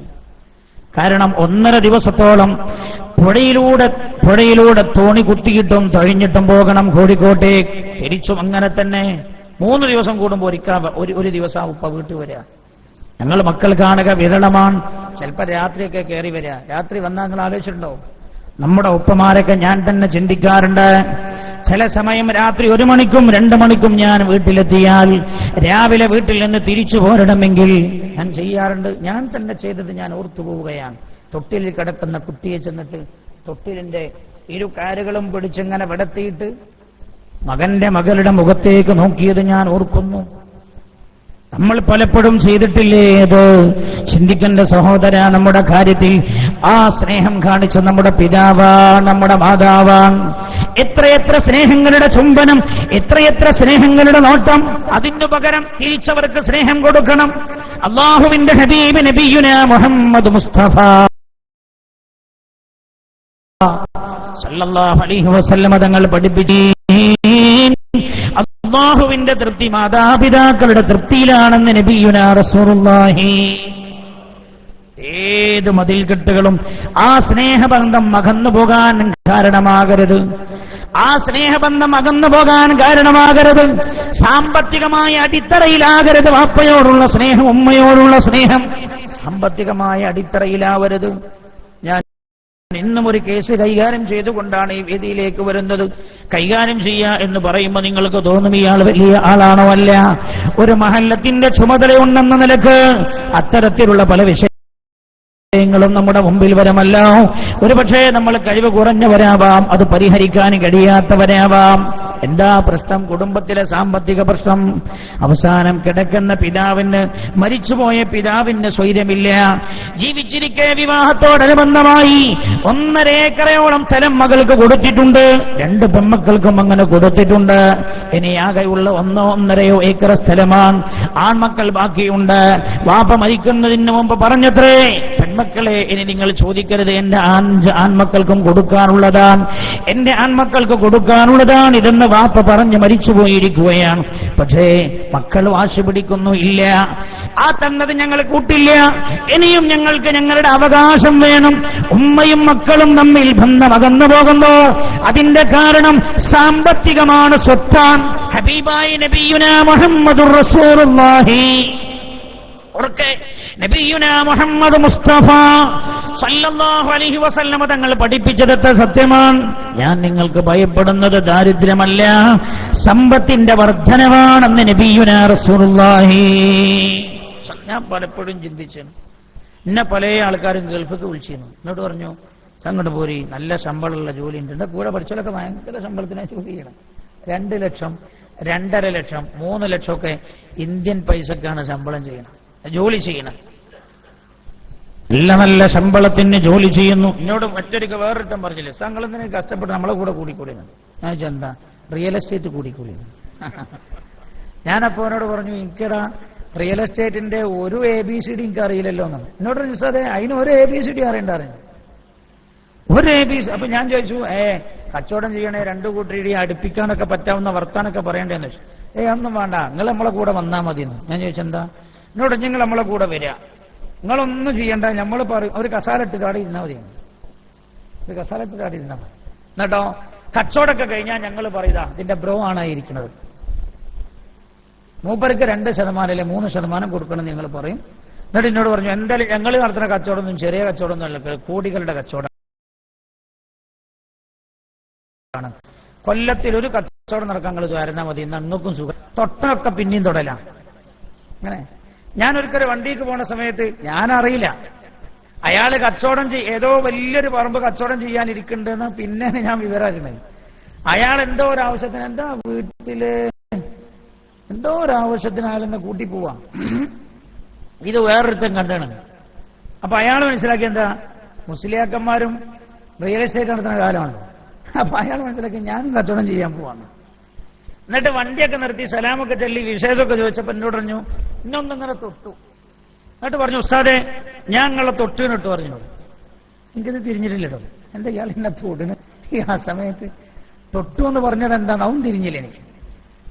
അങ്ങനെ വണ്ടിയൊക്കെ പുറപ്പെട്ട് കുറച്ച് കഴിഞ്ഞതിന് ശേഷം എന്നോട് ചോദിച്ചു, നിങ്ങൾക്ക് എന്താ മൂപ്പര് പറഞ്ഞ് തിരിഞ്ഞോന്ന് ചോദിച്ചു, വണ്ടി കുന്നെ കൊണ്ടുപോകണല്ലോ. ഞാൻ പറഞ്ഞില്ല. അപ്പൊ എന്നോട് പറഞ്ഞു, മൂപ്പര് നിങ്ങളെ തൊട്ടുന്നത് പറഞ്ഞാലേ മൂപ്പരൽപ്പം മനസ്സിലാക്കിയത് നിങ്ങളെ ഞാൻ ഏതോ കച്ചവടം ചെയ്യാൻ കൊണ്ടുപോയിരിക്കും, അല്ലേ മറ്റാളോട് പറയിപ്പിക്കാൻ കൊണ്ടുപോകുമെന്ന് കരുതിയിട്ടാവും. ഒരു സ്ഥലം കച്ചവടം ചെയ്യാൻ വേണ്ടി നിൽക്കുകയാണ് ഞാൻ. അപ്പൊ ആ വിവരം മൂപ്പർക്ക് അറിയാം. കച്ചവടം തൊട്ടിണെന്ന് പറഞ്ഞാല് മതി, ആ കച്ചവടം നടന്നാൽ അതിന്റെ ഒരു കമ്മീഷൻ, സ്നേഹബന്ധം. നിങ്ങൾ ചിന്തിച്ചു, എവിടുന്നൊക്കെ എങ്ങനെയൊക്കെ കരൽ മാന്തി പറിക്കാൻ കഴിയും. അതാണ് മനുഷ്യന്റെ സ്വഭാവം, ഇതാണ് മനുഷ്യന്റെ സ്വപ്നം. ഏതൊരു സ്നേഹബന്ധം പോയില്ലേ. ഇന്ന് ഞാൻ ചോദിക്കട്ടെ, ഏതൊരു കാര്യം ഒരാൾ നടത്തുകയാണെങ്കിൽ ഉടനെ ചോദിക്കാൻ എന്റെ കമ്മീഷൻ എന്താണ്? ഉടനെ ചോദിക്കുക അതിന്റെ കമ്മീഷൻ എന്താണ്? ഉപകാരമില്ലല്ലോ. ഈ സ്നേഹബന്ധം പണം കൊണ്ടറ്റുപോയിരിക്കുകയാണ് അല്ലേ, കമ്മീഷൻ. പിന്നെ കമ്മീഷന്റെ കമ്മീഷൻ വേറെ. അല്ലാഹുവേ റഹ്മർ. ഒരാൾ കുടുങ്ങിയതാ. ഇപ്പൊ എന്റെ കുടുംബത്തിൽ അനുഭവമുണ്ട്. മലപ്പുറം ജില്ലയിൽ ആ സ്ഥലമുള്ളത് കോഴിക്കോട്. എന്റെ കുടുംബത്തിൽ മോളെ കല്യാണം കഴിഞ്ഞു, 8 മാസമായി. സ്വർണമെടുത്ത കടക്കാരനോട് പറഞ്ഞത് പെട്ടെന്നാണ് കല്യാണം ശരിയായത്, അതുകൊണ്ട് ഞങ്ങളുടെ സ്ഥലമുണ്ട്, ആ സ്ഥലം വിറ്റിട്ട് ഞങ്ങൾ തരും പൈസ എന്ന് പറഞ്ഞിട്ട് സ്വർണം വാങ്ങിയതാണ്. ഇന്ന് വരെ ആ ഭൂമി കച്ചവടം ചെയ്തിട്ടില്ല. എന്തേ കാരണം? കച്ചവടം ചെയ്യാൻ ആ ഭൂമിയോട് തൊട്ടടുത്ത് നിൽക്കുന്ന ആളുകൾ സമ്മതിക്കുന്നില്ല. ഓൽക്ക് വേണം ഈ ഭൂമി, ഓല ആ പണം കൊടുക്കാൻ തയ്യാറില്ല. ഈ ഭൂമിയുടെ തൊട്ടടുത്ത ഭൂമി വലിയ പൈസക്ക് കച്ചവടം ചെയ്തു കഴിഞ്ഞിട്ടുണ്ട് നേരത്തെ. ആ പൈസ കിട്ടണമെന്ന് പറഞ്ഞിട്ട് പോലെ കൊടുക്കാൻ തയ്യാറില്ല. ആരൊക്കെ ഈ സ്ഥലം നോക്കാൻ വരുന്നോ ഓരോടൊക്കെ പറയും, ഇവിടെ വെള്ളം കിട്ടാത്ത ഭൂമി ഞങ്ങൾ വാങ്ങണേ, അത്രേ പറയുള്ളൂ. എന്തായാലും വരുന്നവരൊക്കെ അന്വേഷിക്കല്ലോ അതിന്റെ അയൽപക്കത്തുള്ള ആളുകൾ ഏതാണ്. ലാ തഹാസദൂ, ശ്രദ്ധിക്കണം. പുണ്യ നബി സല്ലല്ലാഹു അലൈഹി വസല്ലം സ്വലാത്ത് നബിയുനാ മുഹമ്മദ് മുസ്തഫ ഹബീബായ നബിയുനാ റസൂലുള്ളാഹി സല്ലല്ലാഹു അലൈഹി വസല്ലം തങ്ങൾ 14 നൂറ്റാണ്ട് മുമ്പ് തന്റെ വഫാത്തിന് മുമ്പായി മുസ്ലിം ഉമ്മത്തിന്റെ ഖൽബുകൾക്കിടയിലുണ്ടാവേണ്ട സ്നേഹം അല്ലാഹുവിന്റെ ഹബീബ് പഠിപ്പിച്ചു പോയല്ലോ. പുണ്യ നബി പറഞ്ഞു, ലാ തഹാസദൂ, നിങ്ങൾ പരസ്പരം അസൂയ വെക്കരുത്. വലാ തനാജസൂ, നിങ്ങൾ പരസ്പരം നജസ് കച്ചവടം ചെയ്യരുത്. വലാ തബാഗളൂ, നിങ്ങൾ പരസ്പരം കോപിക്കരുത്. ഒരുത്തൻ ചെയ്ത കച്ചവടത്തിന്റെ മേൽ മറ്റൊരാൾ കച്ചവടം ചെയ്യാനും പാടില്ല. സ്നേഹബന്ധമാണ് പഠിപ്പിക്കുന്നത്. ഒരു മുസ്ലിമും മറ്റൊരു മുസ്ലിമും തമ്മിലുള്ള സ്നേഹബന്ധത്തിന്റെ ആഴം പഠിപ്പിക്കുകയാണ് ആര്? ഹബീബായ നബിയുനാ മുഹമ്മദ് മുസ്തഫ സല്ലല്ലാഹു അലൈഹി വസല്ലം. ഇന്ന് നമ്മൾ ചെയ്യുന്ന പണി എന്താ വെച്ചാൽ, ഒരാളെ ഇറച്ചും തൊലിയും മാത്രമല്ല, എല്ലുമ്മലുണ്ടാവില്ല കുറച്ച് ഇറച്ചി. പിന്നെ ഈ ഇറച്ചി കണ്ട് ചുരണ്ടി എടുത്താൽ പിന്നെ എല്ലുമ്മൽ ഇറച്ചി കണ്ടോ നിങ്ങളുടെ ഇറച്ചിക്കടയിൽ പോയി നോക്കണ്ടേ? ഇറച്ചിക്കട പോയാൽ വിവരറിയാം. ഇറച്ചി അറുത്തിട്ട് പോത്തിനെങ്ങനെ കെട്ടി കയ്യും കാലും കെട്ടിത്തൂട്ടി ഇറച്ചി ഇങ്ങനെ ഇട്ടുന്ന സമയത്ത് പിന്നെ കാണൂലേ ഈ ഇതൊക്കെ ഇറച്ചൊക്കെ എടുത്തു കഴിഞ്ഞാൽ കാണാം പിന്നെ എല്ലുമ്മൽ കുറച്ചു നേരം അത് കാണാൻ ചില ആൾക്കാർ ചുരണ്ടണം. നമ്മൾ മനസ്സിലാക്കുക, നമ്മളെപ്പോലെ ഒരു സഹോദരനാണ്. മുസ്ലിമും തമ്മിലുള്ള സ്നേഹബന്ധത്തിന്റെ ആഴം എങ്ങനെയാവണം? ഹബീബായ നബിയുനാ മുഹമ്മദ് മുസ്തഫ സല്ലല്ലാഹു അലൈഹി വസല്ലം തങ്ങൾ 14 നൂറ്റാണ്ട് മുമ്പ് പറഞ്ഞു, ലാ യുമിനു അഹദുകും ഹത്താ യുഹിബ്ബ ലി അഖീഹി മാ യുഹിബ്ബു ലി നഫ്സിഹി. ലാ യുമിനു അഹദുകും, നിങ്ങളിൽ നിന്നൊരാളും യഥാർത്ഥ വിശ്വാസിയാവുകയില്ല, അല്ലാഹുവിലുള്ള യഥാർത്ഥമായ ഈമാൻ കൈകൊണ്ടവരാവുകയില്ല. ഹത്താ യുഹിബ്ബ ലി അഖീഹി മാ യുഹിബ്ബു ലി നഫ്സിഹി, തന്റെ സഹോദരന്റെ ഇഷ്ടം തന്റെ ഇഷ്ടമാകുന്നവരെ എന്ന ഹബീബായ നബിയുനാ റസൂലുള്ളാഹി. മുസ്ലിമും തമ്മിലുണ്ടായ സ്നേഹബന്ധം അങ്ങനെ. തൊട്ടടുത്ത അയൽവാസിയുടെ മകളും എന്റെ മകളും ഒരുമിച്ച് പഠിച്ചതാണ്. നിങ്ങൾ അങ്ങനെ മനസ്സിലാക്കിയോളി. ഇങ്ങോട്ട് ചൂണ്ടലാണോ നല്ലേ? എന്റെ മകളും അയൽവാസിയുടെ മകളും ഒരുമിച്ച് പഠിച്ചതാണ്. രണ്ടുപേരും +2 കഴിഞ്ഞതാണ്. അയൽവാസിയുടെ മകൾക്ക് വിവാഹാന്വേഷണം നടത്തുന്നത് എഞ്ചിനീയറാണ്. എന്റെ മകൾക്ക് വിവാഹാന്വേഷണം നടത്തുന്ന ഒരു സെയിൽസ്മാനാണ്. ഇപ്പൊ എന്റെ കൽബിൽ ഇങ്ങനെ തോന്നുക, എന്റെ കുട്ടി ആ കുട്ടിയും തമ്മിൽ കാണാൻ ചുരുക്കം എന്റെ കുട്ടിയാണ്. കുറച്ചുകൂടെ ആ കുട്ടിയാണെങ്കിൽ പഠിക്കണ സമയത്ത് മണ്ടത്തിയ, പിന്നെയും കുറച്ച് പഠിക്കാൻ ഉഷാർ എന്റെ കുട്ടിയാണ്. ഓക്ക് ഭർത്താവായ എഞ്ചിനീയർ കിട്ടുകയോ? എന്റെ കൽബിൽ അസൂയ നാമ്പെടുത്തു തുടങ്ങി. അന്വേഷണത്തിനായി വരുമ്പോൾ ഒന്നും പറഞ്ഞില്ല. അന്വേഷിച്ചു വന്നപ്പോ അയൽപക്കത്തെ വീട്ടിലൊക്കെ വരല്ലോ. ആ വീട്ടുകാരെങ്ങനെയാന്ന് ചോദിക്കുമ്പോ ആ വീട്ടുകാരെങ്ങനെ വെച്ചപ്പോ പറഞ്ഞെന്താ, ആലോചിച്ച് ചെയ്തോളീന്നാണ്. വേറൊന്നും പറഞ്ഞില്ല. എന്താ പറഞ്ഞേ? ഉണ്ടല്ലേ? എന്താ പറഞ്ഞേ? ആലോചിച്ച് ചെയ്തോളി. അതിനിപ്പോ കുഴപ്പമുണ്ടാവും. ഇയാൾ ചോദിക്കാം, ഞാൻ പറഞ്ഞിടത്ത് എന്താ കുഴപ്പം? എന്തേ പറഞ്ഞ്? ആലോചിച്ച് ചെയ്തോളി. ഏതൊരു കാര്യം ആലോചിച്ചിട്ടല്ല ചെയ്യേണ്ടത്. അല്ലാഹ് പോലും ആദം നബി അലൈഹി ഇസ്ലാമിനെ സൃഷ്ടിക്കാൻ ഉദ്ദേശിക്കുമ്പോ മലക്കുകളോട് കൂടിയാലോചന നടത്തിയെന്നാണ്. അയാളെ മസാല എത്ര ഉഷാറ. അയാൾ പറഞ്ഞതിന്റെ എല്ലാ വശങ്ങളും പറഞ്ഞ ആൾക്ക് മനസ്സിലായി. ആലോചിച്ച് നടത്തൂല, പിന്നെ അയാൾ ആലോചിക്കൂല. നടത്താതിരിക്കാൻ പറഞ്ഞ വർത്താനാണ്. പിന്നെ അയാൾ എങ്ങനെ ആലോചിക്കാൻ? നിങ്ങൾ ചിന്തിക്കണം. അസൂയ നാമ്പെടുത്തു. പുണ്യ നബി സല്ലല്ലാഹു അലൈഹി വസല്ലം തങ്ങൾ പറയുകയാണ്, ഒരു മുഅ്മിൻ യഥാർത്ഥ മുഅ്മിനാകുന്നത് തന്നിന്റെ ഇഷ്ടം എന്താണോ ആ ഇഷ്ടം തന്റെ സഹോദരന്റെയും ഇഷ്ടമാകുന്നവരെ യഥാർത്ഥ മുഅ്മിനല്ല അവനെന്ന് ഹബീബായ നബിയുനാ മുഹമ്മദ് മുസ്തഫ സല്ലല്ലാഹു അലൈഹി വസല്ലം. അതല്ലേ പുണ്യ നബി സല്ലല്ലാഹു അലൈഹി വസല്ലം തങ്ങളുടെ സ്വഹാബികൾ നമുക്ക് കാണിച്ചു തന്ന മാതൃകയതല്ലേ? മഹാനായ നബിയുനാ റസൂലുള്ളാഹി സല്ലല്ലാഹു അലൈഹി വസല്ലമ തങ്ങളുടെ കാലഘട്ടം പുണ്യ നബി സല്ലല്ലാഹു അലൈഹി വസല്ലമ തങ്ങളുടെ പള്ളിയിലേക്ക് അതാ വിശന്നൊട്ടിയ വയറുമായി ഒരാൾ കടന്നു വരുന്നു. ഒരു സ്വഹാബി കടന്നു വരുന്നു. ഭക്ഷണം കഴിച്ചിട്ട് ദിവസങ്ങളായി, വെള്ളം കുടിച്ചിട്ട് ദിവസങ്ങളായി, ബന്ധനസ്ഥനായിരുന്നു ആ സഹോദരൻ. പുണ്യ നബി സല്ലല്ലാഹു അലൈഹി വസല്ലമ തങ്ങളുടെ പള്ളിയിലേക്കാണ് കയറി വന്നത്. റസൂലുള്ളാഹിനോട് പറഞ്ഞു, നബിയേ മുഹമ്മദേ, ഞാൻ ഭക്ഷണം കഴിച്ചിട്ട് ദിവസങ്ങളായി, വെള്ളം കിട്ടിയിട്ട് ദിവസങ്ങളായി, എനിക്ക് വല്ലതും തരണം, അല്ലെങ്കിൽ ഞാൻ നിന്റെ മുമ്പിൽ കിടന്ന് പിടഞ്ഞു മരിക്കുന്നത് നീ കാണേണ്ടി വരും. അറാബിയ ഹബീബായ നബിയുന മുഹമ്മദ് മുസ്തഫ ഉണ്ടോ? പണ്ട് പുണ്യനബിന്റെ കാലത്ത് ഏത് വിഷമമുള്ളവനും ഓടി വരില്ല കേട്ടാ, ഇങ്ങോട്ടാ മദീന പള്ളിയിലേക്ക്, മദീന പള്ളിയിലേക്ക്, റസൂലുള്ളാഹിന്റെ അടുത്തേക്ക്. അങ്ങനെ തന്നെ ആവണം നമ്മളും. ആ നാട്ടിൽ ഏത് വിഷമമുള്ളവനും നമ്മുടെ അടുത്ത് ഓടി വരുന്ന അവസ്ഥ ഉണ്ടാവണം. അത് നല്ലതാണ്. ഒരാളോട് ഒരാളിതേ ഇത്ര മനുഷ്യന്മാർ, ചില ആളുകളെ കുറിച്ച് പറയില്ലേ, എന്തേലും ഒരു വിഷമം എന്ന് പറഞ്ഞാൽ പറയും അയാളെടുത്ത് പോയി നോക്കി, അയാൾ എന്തെങ്കിലും ചെയ്തിരുന്നല്ലേ. ഒരു നമ്മൾ കരുതണ്ട പഠിച്ചോനെ അലാക്ക് ഞാൻ ഇറങ്ങാറായൊന്നും അല്ല, അത് വലിയൊരു സൗഭാഗ്യമാണ്. അള്ളാഹു തരാൻ ഒരു പ്രയാസമുള്ള ആള് വന്നിട്ട് പറയും ഞാൻ എന്നെ പ്രയാസത്തിലാണ്. അപ്പൊ ആൾക്കാർ പറയാം പാറക്കടവുണ്ട് ഇസ്ലാമിക് സെന്റർ, അവിടെ പോയി നോക്കി അതിനെന്തേലും പരിഹാരം കിട്ടുമെന്ന് പറഞ്ഞൊരവസ്ഥ വന്നാൽ നമ്മൾ സൗഭാഗ്യവാന്മാരാണ്. അല്ലാഹു ആ സൗഭാഗ്യം നമുക്കൊക്കെ പ്രദാനം ചെയ്യട്ടെ. വേറെ ചില ആൾക്കാരെ കുറിച്ച് നമ്മൾ പറയാറുണ്ട്, അയാളുടെ അടുത്ത് പോയി അയാളോ നായിക്കാട്ടം, അങ്ങനെ പറയാ ചിലവർ. അങ്ങനെയാണോ ജനങ്ങൾ പറയുന്നത്? അള്ളാന്റെ അടുത്ത് നമ്മൾ അങ്ങനെ ആയിരിക്കും. പടച്ച റബ്ബേ ഞങ്ങളെ കാക്കണേ റബ്ബേ. ഹബീബായ നബിയുനാ മുഹമ്മദ് മുസ്തഫ നല്ലപോലെ സ്വലാത്ത് കൊണ്ടൊരു മേൽക്കൂര ശ്രദ്ധിക്കാൻ കഴിയണം. അള്ളാഹു കാലാവസ്ഥ നമുക്ക് അനുകൂലമാക്കി തരട്ടെ. ഹബീബായ നബിയുനാ റസൂലുള്ളാഹി സല്ലല്ലാഹു അലൈഹി വസല്ലം തങ്ങളുടെ സദസ്സിൽ വന്നുകൊണ്ട് പുണ്യ നബിയോട് പറഞ്ഞു, യാ റസൂലല്ലാഹ്, അല്ലാഹുവിന്റെ ഹബീബേ, ഞാൻ ഭക്ഷണം കഴിച്ചിട്ട് ദിവസങ്ങളായി നബിയെ, വെള്ളം കുടിച്ചിട്ട് ദിവസങ്ങളായി, എനിക്കല്പം വെള്ളം തരണം, ഭക്ഷണം തരണം, ഇല്ല എങ്കിൽ നബിയേ ഞാൻ അങ്ങയുടെ മുമ്പിൽ കടന്ന് പിടഞ്ഞു മരിക്കുന്നത് അങ്ങ് കാണേണ്ടി വരും യാ റസൂലല്ലാഹ്. മഹാനായ നബിയുനാ റസൂലുള്ളാഹി സല്ലല്ലാഹു അലൈഹി വസല്ലം തങ്ങൾ ആ സമയത്ത് പള്ളിയിൽ നിന്ന് ബിലാൽ റളിയല്ലാഹു അൻഹുവിനെ വിളിച്ചു. ബിലാലിനോട് പറഞ്ഞു, ബിലാലേ, ആയിഷ എടുത്ത് പോയി നോക്ക് ബിലാൽ, സഫിയായുടെ വീട്ടിൽ പോയി നോക്ക് ബിലാൽ, എന്റെ പ്രിയപ്പെട്ട ഭാര്യമാരുടെ വീട്ടിൽ പോയി നോക്ക്, ഉമ്മ സലമയുടെ അടുത്ത് പോയി നോക്ക്, വല്ലതും വീട്ടിലുണ്ടോ എന്ന് ചോദിച്ചു നോക്ക്.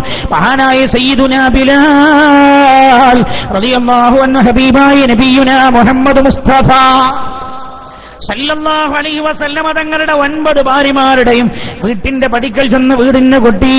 അവരോട് പറഞ്ഞു, പുണ്യനബിയുടെ അടുത്തൊരു പാവപ്പെട്ടയാൾ വന്നിട്ടുണ്ട്, അയാൾ ഭക്ഷണം കഴിച്ചിട്ട് ദിവസങ്ങളായി, അല്ലാഹുവിന്റെ ഹബീബ് ഇവിടെ വല്ല ഭക്ഷണവുമുണ്ടോ എന്നോട് കൊണ്ടുപോയി കൊടുക്കാൻ പറഞ്ഞിട്ടുണ്ട്, അന്വേഷിക്കാൻ വേണ്ടി പറഞ്ഞയച്ചതാണ്.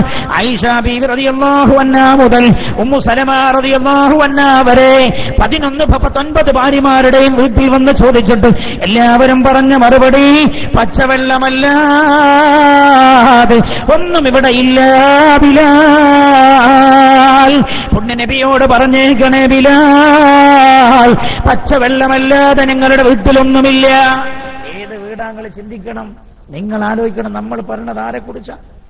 നമ്മുടെ ഹബീബിനെ കുറിച്ച് സല്ലല്ലാഹു അലൈഹി വസല്ലം. ഐസ മൻസർ ജമാനെ മേ ദേഖാ നഹി, ജൈസ മൻസർ മദീനെ മേ മൗജൂദ് ഹൈ.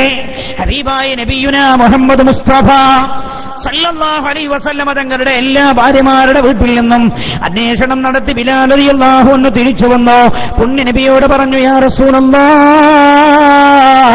എല്ലാവരും പറഞ്ഞത് ഒരേ മറുപടിയാണ് നബിയേ, പച്ചവെള്ളം മാത്രമേ അവരുടെ വീട്ടിലുള്ളൂ എന്നാണ്. അല്ലാഹുവിന്റെ ഹബീബ് ഉടനെ തന്നെ പള്ളിയിൽ എഴുന്നേറ്റ് നിന്നു. ആ സാധുവായ മനുഷ്യന്റെ കൈ പിടിച്ചു. അയാളെ എഴുന്നേറ്റ് നിൽപ്പിച്ചിട്ട് പറഞ്ഞു, സഹാബ, ഇദ്ദേഹം ഭക്ഷണം കഴിച്ചിട്ട് ദിവസങ്ങളായി. സഹാബ, നിങ്ങൾ ആരാണ് ഇദ്ദേഹത്തെ അതിഥിയായി സ്വീകരിക്കുക?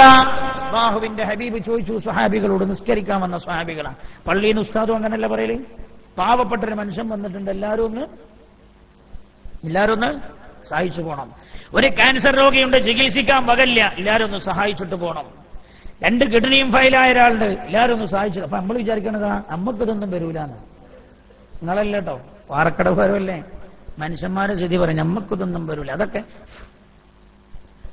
അല്ലാഹുവിന്റെ ഹബീബ് നബിയുനാ റസൂലുള്ളാഹി ഇൻഷാ അല്ലാഹ് നമ്മുടെ കേന്ദ്രം അതിനൊക്കെ ഒരു കേന്ദ്രമായി മാറണം. അല്ലാഹു തൗഫീഖ് ചെയ്യട്ടെ. അതീ സമൂഹത്തിന്റെ ക്രാന്തദർശിയായിരുന്ന ശംസുൽ ഉലമായുടെ നാമധേയത്തിൽ തന്നെയാകട്ടെ. അല്ലാഹുവേ, മഹാനുഭാവന്റെ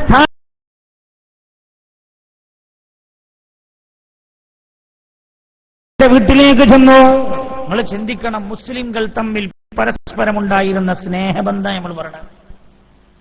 ഉയരുന്ന മതിലുകളും അകലുന്ന ബന്ധങ്ങളും, ഉയരുന്ന മതിലുകളും അകലുന്ന ബന്ധങ്ങളും. ആരെങ്കിലും കയ്യിൽ നിന്ന് എങ്ങനെങ്കിലുമൊക്കെ പണം അങ്ങോട്ട് വാങ്ങിയിട്ട് ഓന്റെ പണി എന്താ? ഓന്റെ പണി വീടുണ്ടാക്കന്നെ, മരിക്കണവരെ പെരണ്ടാക്കന്നോ. മരിക്കണവരെ അതുകൊണ്ടില്ല, മരിക്കണവരെ എന്തിനാട് വാങ്ങിക്കും? 2 കുട്ടിയേക്കും താമസിക്കാൻ ഈ വീടുണ്ടാക്കണം, മരിക്കണവരെ ഉണ്ടാക്കണം. ഉദ്ഘാടനം ചെയ്യാൻ അവൻ എന്തിന് ശാശ്വതമാണ് ഈ ഭൂമിയെങ്കിൽ നമുക്ക് ആജാതി അങ്ങനെയൊക്കെ ഇവിടെ ചെയ്യാന്ന് വിചാരിക്കാം, അങ്ങനെയൊക്കെ ചെയ്യാമെന്ന് വിചാരിക്കാം. ഹലാലില്ല ഹറാമില്ല, ഹലാലില്ല ഹറാമില്ലാതെ എന്തിന് നമ്മൾ നിർമ്മിക്കുന്നു? അല്ലാഹുവിന്റെ ഹബീബ് പറഞ്ഞില്ലേ, സല്ലല്ലാഹു അലൈഹി വസല്ലമ തങ്ങൾ പറഞ്ഞില്ലേ, വതബനൂന മാലാ തസ്കുനൂൻ, നിങ്ങൾക്ക് ജീവിച്ചു തീർക്കാൻ കഴിയാത്തതാ നിങ്ങൾ നിർമ്മിച്ചുകൊണ്ടിരിക്കുന്നത്. തന്റെ ഹബീബ പറഞ്ഞത് എങ്ങനെ? അവനാന്റെ അടുത്തുള്ള ഹലാലായ പൈസക്കാണെങ്കിലും തിരക്കടില്ല, എങ്ങനെങ്കിലുമൊക്കെ മറ്റോന് എനിക്കും കിട്ടണം പണം എന്ന് പറഞ്ഞില്ലേ. അല്ലാഹു റബ്ബുൽ ഇസ്സത്ത് നമ്മിൽ നിന്ന് വന്നുപോയില്ല തെറ്റുകളും അല്ലാഹു പുറത്തു തരട്ടെ. സ്നേഹം മുഅ്മിനും തമ്മിലുള്ള സ്നേഹം. ഈ പള്ളിയിൽ വന്നത് ആരാ? ആരുമല്ല. അത് നമ്മൾ മനസ്സിലാക്കണ്ടേ. ഒരു മുസ്ലിമും മുസ്ലിം തമ്മിലുള്ള സ്നേഹബന്ധം എങ്ങനെ ആവണം റസൂലുള്ളാഹി പഠിപ്പിച്ചത്? നിങ്ങളുടെ ഇഷ്ടം അയാളുടെ ഇഷ്ടം നിങ്ങളുടെ ഇഷ്ടമാകുന്നവരെ, നിങ്ങളുടെ ഇഷ്ടം അയാളുടെ ഇഷ്ടവുമാകുന്നത് വരെ. രണ്ടും രണ്ടല്ല, രണ്ടും ഒന്നാണ്. അല്ലാഹുവിന്റെ ഹബീബ പഠിപ്പിച്ച ഏതോ ഒരു മനുഷ്യനാണ് ഈ കൂട്ടിക്കൊണ്ടുപോയ സഹാബിയുടെ ആരുമല്ല ഇത്. ജേട്ടനല്ല, അനുജനല്ല, മരുമകനല്ല, ആരുമല്ല, സുഹൃത്തല്ല, സ്നേഹിതനല്ല. അല്ലാഹുവിന്റെ ഹബീബ് പള്ളിയിൽ വെച്ച് ഏൽപ്പിച്ചൊരു മുസ്ലിം സഹോദരൻ വീട്ടിലേക്ക് അങ്ങ് കയറി ചെന്നു. തന്റെ ഭാര്യയുടെ അടുത്ത് ചെന്നിട്ട് പറഞ്ഞു, പ്രിയപ്പെട്ടവളെ, ഇന്ന് നമ്മളേറെ സന്തോഷിക്കേണ്ട ദിവസമാ. അല്ലാഹുവിന്റെ ഹബീബിന്റെ അതിഥിയെ കിട്ടിയിട്ടുണ്ട് നമുക്ക്. നമ്മുടെ വീട്ടിൽ റസൂലുള്ള ഒരു അതിഥിയെ പറഞ്ഞയച്ചിട്ടുണ്ട്. ഇവിടെ എന്താ ഭക്ഷണം ഉള്ളതെന്ന് ചോദിച്ചു. ആ സമയത്ത് ഭാര്യ വല്ലാതെ വിഷമിച്ചു പോയി. ഭാര്യ പറഞ്ഞു, ഇവിടെ ഒന്നുമില്ലല്ലോ. തന്റെ പ്രിയപ്പെട്ട 2 മക്കൾക്ക് വേണ്ടി എടുത്തു വെച്ച 2 റൊട്ടിക്കട്ട മാത്രമേ ഇവിടെ ഉള്ളൂ. ഏതാനും ഈത്തപ്പഴം, ഇതല്ലാതെ ഒന്നും ഇവിടെയില്ല. പച്ചവെള്ളവും. ഇതൊക്കെ ചരിത്രം. 2 റൊട്ടി കഷ്ണം. ഇപ്പൊ തിരിയില്ല, ഇപ്പൊ നമുക്ക് തിരിയില്ല. ഈ ഇവിടെ നിങ്ങളെ പേരെന്താ? യൂസുഫാജിക്കാക്ക് ചിലപ്പോൾ തിരി. യൂസുഫാജിക്കാന്റെ ചെറുപ്പകാലത്തൊക്കെ നമ്മുടെ നാട്ടിലെ അന്നത്തെ ചെറുപ്പകാലത്തൊക്കെ രാവിലെ നാസ്ത എന്ന് പറഞ്ഞാൽ കുറച്ച് അരി വറുത്തതും കട്ടൻ ചായ. ആ കട്ടൻ ചായയിൽ ചിലപ്പോൾ ശർക്കര, ഇങ്ങനെ ഒരാണി ശർക്കര ഉണ്ടാകുക. 10 മക്കളുണ്ടാവും. ഇന്ന് 2 മക്കളും ശർക്കര ഇല്ല, ടിൻ കണക്കിന് പഞ്ചസാര. നമ്മളെ വീട്ടില് മക്കളാകെ 2 ഉള്ളൂ, ടിൻ കണക്കിന് പഞ്ചസാര. അന്ന് 10 മക്കളാണ്. ഒരാണി എന്ന് പറഞ്ഞാൽ തിരിഞ്ഞോ? ഇവിടെ എന്താ പറയാന്നറിയില്ല. ഭാഷ വെല്ലം എന്നാ പറയാ. ഇവിടെ ഭാഷ വ്യത്യാസം ഉണ്ട്. നിങ്ങളത് ചിരിക്കുന്നുണ്ട്. ഭാഷ വ്യത്യാസം ഉണ്ടെന്ന് പറഞ്ഞു തന്നെ. നമ്മള് ചങ്ങായിമാരല്ലേ. ഞാൻ എന്റെ പ്രശ്നം പറഞ്ഞു തന്നെ. ഒരു വെല്ലം, ഒരു കഷ്ണം വെല്ലല്ല. 10 മക്കളുടെ കട്ടൻ ചായയിലും ഉമ്മ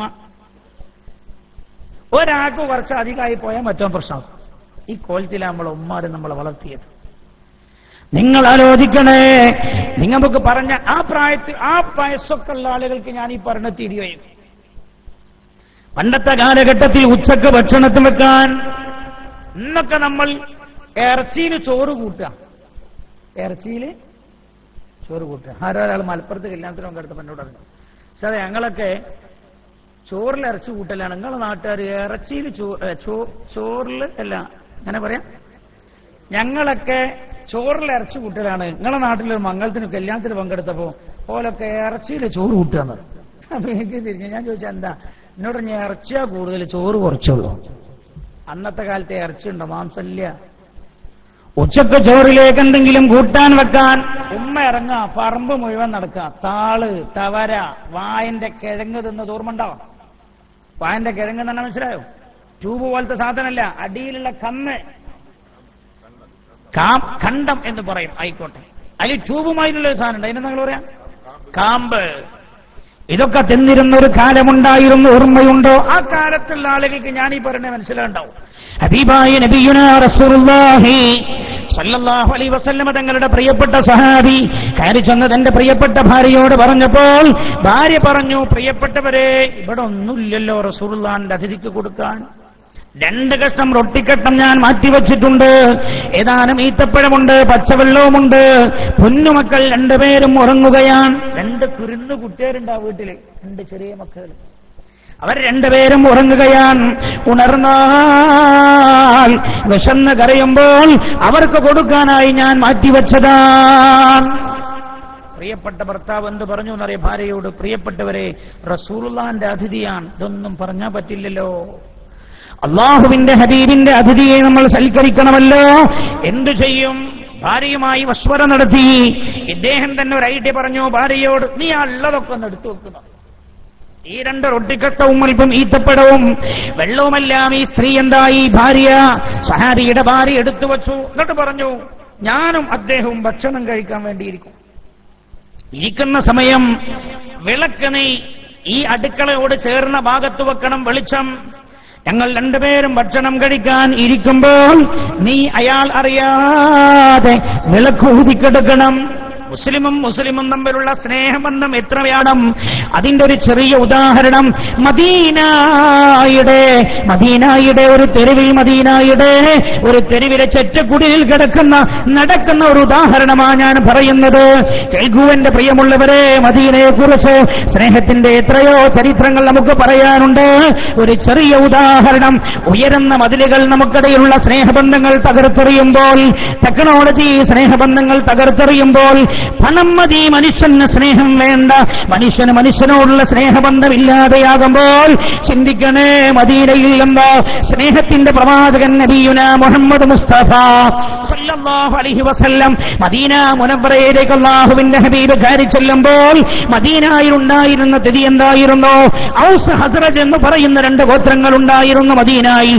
അവർ പരസ്പരം തമ്മിലടിച്ചുകൊണ്ടിരിക്കുന്ന ഘട്ടത്തില് അല്ലാഹുവിന്റെ പുണ്യപൂമാൻ നബിയുനാ മുഹമ്മദ് മുസ്തഫ സല്ലല്ലാഹു അലൈഹി വസല്ലം തങ്ങൾ അങ്ങോട്ട് കയറി ചെല്ലുന്നത്, അല്ലാഹുവിന്റെ ഹബീബ് അവർക്കിടയിലുള്ള ശത്രുത തീർത്ത് വലിച്ചെറിഞ്ഞല്ലോ. അവർക്കിടയിൽ നാം പെടുത്ത ശത്രുത അതിന്റെ അടിവേരെടുത്ത് പിഴുതെറിഞ്ഞു അല്ലാഹുവിന്റെ ഹബീബ്. ഔസും ഹസ്റജിനും ഇടയിൽ അല്ലാഹുവിന്റെ ഹബീബ് സ്നേഹം സ്ഥാപിച്ചു. പിന്നെ മദീന ഖിയാമത്ത് നാൾ വരെ സ്നേഹത്തിന്റെ ഈറ്റല്യമായി, സ്നേഹത്തിന്റെ മടിത്തട്ടിലായി മാറുകയാ. ആ മദീന മുനവ്വറയിലെ ഒരു ചെറ്റക്കുടിൽ നടക്കുന്ന സംഭവമാ. തന്റെ പ്രിയപ്പെട്ട ഭാര്യയോട് ഭർത്താവ് പറയുകയാണ്, പ്രിയപ്പെട്ടവള്, ആ റൊട്ടിക്കട്ടവും ഈത്തപ്പഴവും പച്ചവെള്ളവും നീ കൊണ്ടുപോയി വെക്ക്, ഞാൻ അതിഥിയെ ഭക്ഷണം കഴിക്കാൻ വിളിക്കും. ഞങ്ങൾ 2 പേരും വന്നിരിക്കാൻ പോകുമ്പോൾ നീ ആ വിളക്കങ്ങ് ഊതിക്കെടുത്തണേ. ഞങ്ങൾ 2 പേരും ആ ഇരുട്ടത്തിരുന്ന് ഭക്ഷണം കഴിക്കും. വിളക്ക് നീ ഊതിക്കെടുത്തുമ്പോൾ ഞാൻ ചോദിക്കും, അല്ലാ, വിളക്കിലെ എണ്ണ തീർന്നുപോയോ? വിളക്ക് ഊതിക്കെടുത്തോന്നല്ലേ, എണ്ണ തീർന്നുപോയോ? ചോദിക്കാലോ, പോയിന്നും അല്ലല്ലോ പറഞ്ഞ്, കളവുമല്ല, എണ്ണ തീർന്നുപോയോ എന്ന് ഞാൻ ചോദിക്കും. ഞങ്ങൾ ഇരുട്ടത്തിരുന്ന് ഭക്ഷണം കഴിക്കും, പക്ഷേ ഞാൻ കഴിക്കില്ല. ഞാൻ കഴിക്കുന്നത് പോലെ ആംഗ്യം കാണിക്കും. ഇരുട്ടത്താവുമ്പോ കഴിക്കണമായിരിക്കും.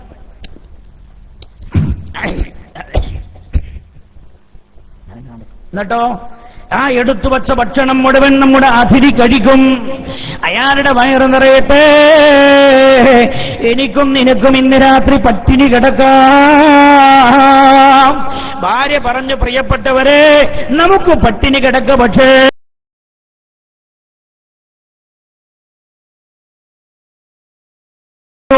കാണിക്കേണ്ട സ്നേഹം പറഞ്ഞപ്പെടും.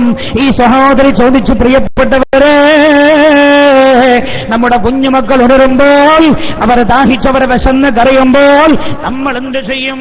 സ്വഹാബി പറഞ്ഞു, പ്രിയപ്പെട്ട എന്റെ പ്രിയപ്പെട്ട സഹധർമ്മിണി, കുഞ്ഞുമക്കൾ ഉണർന്ന് അവർ ദാഹിച്ചു കരയുമ്പോൾ നീ അവരെ ആട്ടി ഉറക്കിയേ. നമുക്ക് 4 പേർക്കും ഇന്ന് രാത്രി പട്ടിണി കിടക്കാം.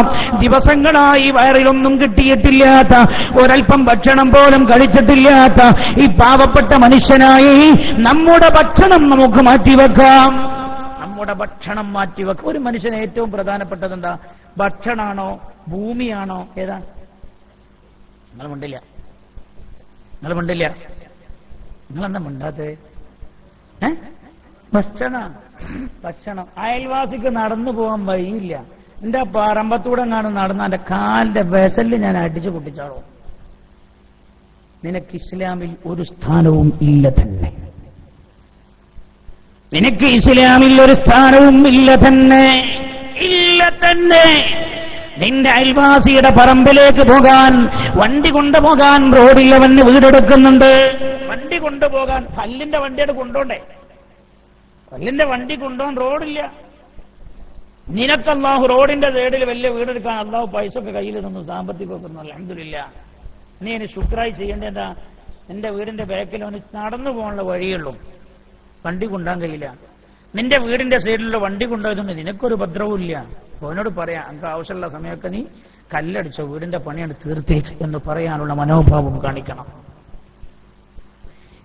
മനോഭാവം കാണിക്കണം. മതില് കെട്ടിപ്പോയിട്ടുണ്ട്, ശരിയാ, താൽക്കാലികമായിട്ടൊന്ന് പൊളിച്ചു കൊടുക്കണം. നിങ്ങൾ ചിന്തിച്ചു കാണി, അവനവന് വിശന്നിട്ട് കഴിക്കാൻ വെച്ച ഭക്ഷണമാണ്. തന്റെ പ്രിയപ്പെട്ട സഹോദരന് വേണ്ടി, ഇസ്ലാമിലെ തന്റെ സഹോദരന് വേണ്ടി, തന്റെ രക്തത്തിൽ പിറന്നവനല്ല, തന്റെ വാപ്പയുടെ മകനല്ല, തന്റെ ഉമ്മയുടെ സഹോദരനല്ല, ആരുമല്ല, ഇന്നലെ അല്ലാഹുവിന്റെ ഹബീബ് പള്ളിയിൽ നിന്ന് കൈപിടിച്ച് ഏൽപ്പിച്ച സഹോദരന് വേണ്ടി, തന്റെ വീട്ടിന്റെ തനിക്ക് വേണ്ടി, തന്റെ മക്കൾക്ക് വേണ്ടി മാറ്റിവെച്ച ഭക്ഷണമായി എടുത്തു കൊടുക്കുന്നത്. സ്നേഹബന്ധം എന്താകണം എന്ന് അല്ലാഹുവിന്റെ ഹബീബ് പഠിപ്പിച്ചു. അല്ലാഹു രൂഢമൂലമാക്കി തരട്ടെ. ഞാൻ പറയില്ല, ഞാൻ ഇനി അള്ളാഹുവിനോടുള്ള സ്നേഹബന്ധത്തിന്റെ അംശം കൂടി പറയേണ്ട സമയമില്ല, അവസാനിപ്പിക്കും. ഇത് നിങ്ങൾ കൊടുത്തത് ആര് പറഞ്ഞെന്ന വിഷയം നിങ്ങൾക്കറിയില്ല. ഞാനൊന്ന് പഠിക്കണം എന്ന് കരുതി ഇരുന്ന് നോക്കുമ്പോൾ എനിക്ക് തോന്നി ഇത് പഠിച്ചാൽ പിന്നെ തീരെ പറയില്ലാവില്ല. അങ്ങനെ പറഞ്ഞാൽ എവിടെ എത്തൂല, പറഞ്ഞാൽ എവിടെയും എത്താത്ത അത്രയും ഗഹനമായ വിഷയം. ഇൻഷാ അല്ലാഹ് 1 കൊല്ലം മുഴുവൻ ഈ ആയത്തായിരിക്കും നമ്മുടെ ചർച്ച. അല്ലാഹു തൗഫീഖ് ചെയ്യട്ടെ. ഈ ഒരേ ഒരായത്ത് അല്ലാഹു തൗഫീഖ് ചെയ്യട്ടെ. എല്ലാവരും ഉറക്കെ പറയും, അല്ലാഹു തൗഫീഖ് ചെയ്യട്ടെ. ഒന്നാമത് നമ്മൾ സ്നേഹബന്ധത്തിൽ നമ്മൾ വേറെ പറയേണ്ടത് ബാപ്പനോട് ഉമ്മനോടുള്ള സ്നേഹം പറയേണ്ടിയാണ്. ഞാൻ അങ്ങോട്ട് കടക്കുന്നില്ല. ഞാൻ ഒറ്റവാക്കിൽ പറഞ്ഞൊതുക്കുന്നു. ഈ സദസ്സ് നമ്മൾ സൂറത്തു യാസീൻ ഓതി ദുആ ചെയ്യുമ്പോൾ പ്രധാനമായി നമ്മൾ സമർപ്പിക്കുന്നത് നമ്മുടെ വാപ്പക്കും ഉമ്മക്കും വേണ്ടിയാണ്. അല്ലാഹു വരെ മരിച്ചുപോയവർക്ക് പുറത്തു കൊടുക്കട്ടെ, ജീവിച്ചിരിക്കുന്നവർക്ക് അല്ലാഹു ആരോഗ്യത്തോടെ ദീർഘായുസ്സ് കൊടുക്കട്ടെ. ഞാൻ എപ്പോഴും ദ്വാരക്കണം, ആരോഗ്യത്തോടെ അല്ലാഹു ദീർഘായുസ്സ് കൊടുക്കട്ടെ. ഏറ്റവും സ്നേഹബന്ധം നമുക്കുണ്ടാവേണ്ടി ആരോടാ? നമ്മുടെ റബ്ബിനോട്. നമ്മുടെ റബ്ബിനോട്. എന്തുകൊണ്ട്? സാമ്പത്തികമായ മതിൽക്കെട്ടുകൾ നമുക്കിടയിൽ ഉയർന്നു വന്നപ്പോൾ അല്ലാഹുവിനോടുള്ള ബന്ധം നമ്മൾ അകന്നു പോയിരിക്കുകയാണ്. അല്ലാഹുവിനോടുള്ള ബന്ധം വിച്ഛേദിക്കപ്പെട്ടുകൊണ്ടേയിരിക്കുകയാണ് ഓരോ ദിവസവും. ഇപ്പൊ ഒരു പുതുവർഷം കടന്നു വന്നോ അല്ലെ കടന്നു വരാൻ പോവാണോ? കടന്നു. ചില ആൾക്കാർ വന്നു, ചിലർ വരാൻ പോകുന്നു. എന്താ ഈ അഭിപ്രായ വ്യത്യാസത്തിന്റെ കാരണം? നിഗമനത്തിന്റെ വ്യത്യാസമാണ്. ഒരു പുതുവർഷത്തിലാണ് നമ്മളുള്ളത്. മുഹറമാ നമ്മുടെ പുതുവർഷം. ഡിസംബർ അല്ല, ജനുവരി അല്ല, മുഹറമാ. ജനുവരി ക്രിസ്തുവർഷം കണക്കാക്കപ്പെടുന്നത് AC BC, after Christ, before Christ. ഇതൊക്കെ കണക്കാക്കപ്പെട്ടത് മഹാനായ റൂഹുല്ലാഹി ഈസാ അലൈഹിസ്സലാത്തു വസ്സലാമിന്റെ മരണവുമായി ബന്ധിപ്പിച്ചുകൊണ്ടാണ്. AC എന്ന് പറഞ്ഞാൽ ആഫ്റ്റർ ക്രൈസ്റ്റ്, ഈസാ നബിക്ക് ശേഷം, ഈസാ നബിന്റെ മരണത്തിന് ശേഷം. BC എന്ന് പറഞ്ഞാൽ ബിഫോർ ക്രൈസ്റ്റ്, ഈസാ നബി അലൈഹിസ്സലാമിന്റെ മരണത്തിന് മുമ്പ്. ഈസാ നബി മരിച്ചിട്ടില്ലല്ലോ. വമാ ഖതലൂഹു വമാ സലബൂഹു വലാകിൻ ശുബ്ബിഹ ലഹും. ഈസാ നബി അലൈഹിസ്സലാമെ അവർ കൊന്നിട്ടില്ല, അവർ കുരിശിലേറ്റുകയും ചെയ്തിട്ടില്ല. വലാകിൻ ശുബ്ബിഹ ലഹും, അവർക്കത് തോന്നിക്കപ്പെട്ടതാണ് എന്ന്, അവർക്കത് ശിബ്ഹ് കാണിക്കപ്പെട്ടതാണെന്ന് വിശുദ്ധ ഖുർആൻ. കൊല്ലാൻ വന്നവരിൽ ഒരാളെ തന്നെ ഈസാ നബി അലൈഹി ഇസ്ലാമിന്റെ രൂപസദൃശത്തിലേക്ക് അല്ലാഹു മാറ്റി. അവരെയാണ് അവർ കുരിശിലേറ്റിയത്. ഈസാ നബി അലൈഹി ഇസ്ലാമിനെ അല്ല എന്ന് പരിശുദ്ധ ഖുർആനാ പറഞ്ഞത്. അല്ലാഹുവിന്റെ പരിശുദ്ധ ഖുർആൻ. അല്ലാഹു റബ്ബുൽ ഇസ്സത്ത് ബോധം നൽകട്ടെ. അപ്പൊ എന്താ അർത്ഥം? ഇപ്പൊ ഇന്ന് ലോകം മുഴുവൻ ആസ്പദമാക്കുന്ന സൂര്യന്റെ സഞ്ചാരം അനുസരിച്ചുള്ള വർഷം കണക്കാക്കാൻ ലോകം ഇന്ന് ആസ്പദമാക്കുന്ന കലണ്ടർ തന്നെ ഒരു മഹാതെറ്റിന്റെ, ഒരു മഹാകള്ളത്തിന്റെ മുകളിൽ നിർമ്മിതമാണ്. ഒരു മഹാകള്ളത്തരത്തിന്റെ മുകളിൽ നിർമ്മിതമാണ്. ഈസാ നബി കൊല്ലപ്പെട്ടിട്ടില്ല എന്നാണ്. ഇമാന്റെ പുതുവർഷം ഏതാണ്? പുതുവർഷം മുഹറമോടുകൂടെ ആരംഭിക്കുകയായി, ദുൽഹിജ്ജയോടുകൂടെ വർഷം അവസാനിക്കുകയും മുഹറമോടുകൂടെ പുതിയ വർഷം ആരംഭിക്കുകയും ചെയ്യുകയാണ്. അപ്പൊ നമ്മളുള്ളത് ഒരു പുതുവർഷത്തിന്റെ പുലരിയിലാണ്. ഓരോ കൊല്ലം കഴിയുമ്പോൾ എന്താ സംഭവിക്കണം നിങ്ങൾ? മഹാനായ നബിയുനാ മുഹമ്മദ് മുസ്തഫ സല്ലല്ലാഹു അലൈഹി വസല്ലം തങ്ങൾ പറഞ്ഞല്ലോ, അല്ലാഹുവിന്റെ ഹബീബ് പറയാൻ, ഓരോ കൊല്ലവും ഓരോ കാലവും അതിന് തൊട്ടുമുമ്പുള്ള കൊല്ലത്തേക്കാൾ മോശമാണെന്ന് നബിയുനാ റസൂലുള്ളാഹി. ഈ മോശമെന്ന് പറഞ്ഞപ്പോ എന്താ അർത്ഥം? മോശമല്ലല്ലോ സാറേ. കാരണം കഴിഞ്ഞ കൊല്ലം വരെ ഉള്ളത് 2 കോടിന്റെ വണ്ടിയാ, കൊല്ലം 8 കോടിന്റെ വണ്ടിയാ. അപ്പൊ മോശം മനസ്സിലാവില്ല അല്ലേ? 8 കോടിന്റെ വണ്ടി ഉണ്ടോ? പാറക്കടവാരാ മുണ്ടാതെക്കണേ? മുണ്ടാതെ പാറക്കടവാര മുണ്ടാതിരിക്കെ. 8 കോടിന്റെ വണ്ടി ഉണ്ടോ ഉസ്മാനാജി? നിങ്ങളതാ മൂലക്ക് പോയിരിക്കണേ. 8 കോടിന്റെ വണ്ടി ഉണ്ടോ? നിങ്ങൾ കേട്ടിട്ടില്ലേ? ഉണ്ട്. 8 കോടിയുടെ വണ്ടിയുണ്ട്, വാഹനമുണ്ട്. അപ്പൊ നിങ്ങളെക്കാൾ ആ വിഷയത്തിൽ ഞാൻ തന്നെ ഉഷാറെന്നാവും, മനസ്സിലായി? അപ്പൊ ഇപ്പൊ വണ്ടിയുടെ വിഷയത്തിൽ മോശമല്ലല്ലോ, ഉഷാറാകല്ലോ, ഉഷാറാ. ഞാൻ മെനിഞ്ഞാന്ന് ഒരു വീട്ടിൽ ഭക്ഷണം കഴിക്കാൻ പോയപ്പോ, മെനിഞ്ഞാന്നല്ലേ വെള്ളിയാഴ്ച അല്ലേ? ഒരു വീട്ടിൽ ഭക്ഷണം കഴിക്കാൻ പോയി. ഭക്ഷണം കഴിക്കാൻ വേണ്ടി പുറത്തിങ്ങനെ വന്നിരിക്കുന്ന സമയത്ത് ഒരു കുട്ടി കണ്ടിട്ട് ഒരു ബൈക്ക് എടുത്തിട്ട് ഫൂ എന്നിട്ട് പോകുന്നു.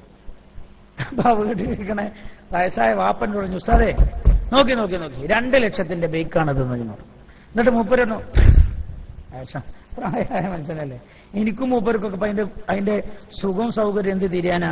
മൂപ്പരനോട് പറഞ്ഞു, എന്നിട്ട് കേൾക്കണം ഉസ്താദെ, മൈലേജ് ആണെങ്കിലോ 1 ലിറ്ററിന് 20 പറഞ്ഞു.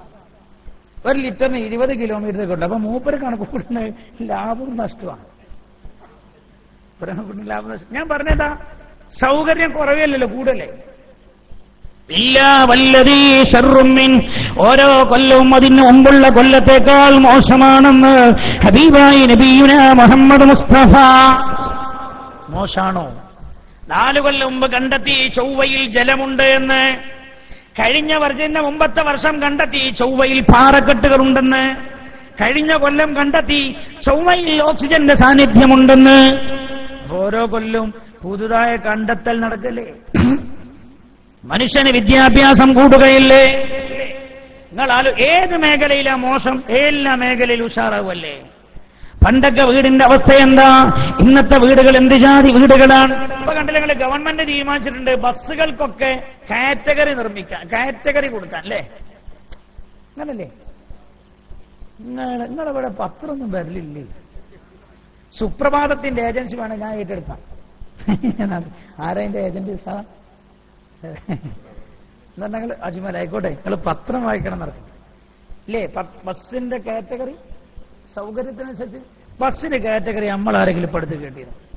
എന്താ കാറ്റഗറിന്റെ? സീറ്റ്, സൗകര്യം, AC, ഇതൊക്കെ നോക്കിയെടുക്കും. അപ്പൊ എല്ലാ വിഷയത്തിലും ഓരോ കൊല്ലം കഴിയുമ്പോഴും പുരോഗമനം ഉണ്ടാവുകയാണ്. പിന്നെന്താ ഹബീബായ റസൂലുള്ളാഹി പറഞ്ഞതിനർത്ഥം? മഹാനായ നബിയുനാ റസൂലുള്ളാഹി, മഹാനായ നബിയുനാ മുഹമ്മദ് മുസ്തഫ സല്ലല്ലാഹു അലൈഹി വസല്ലം തങ്ങൾ പറഞ്ഞതിന്റെ അർത്ഥം എന്താണ്?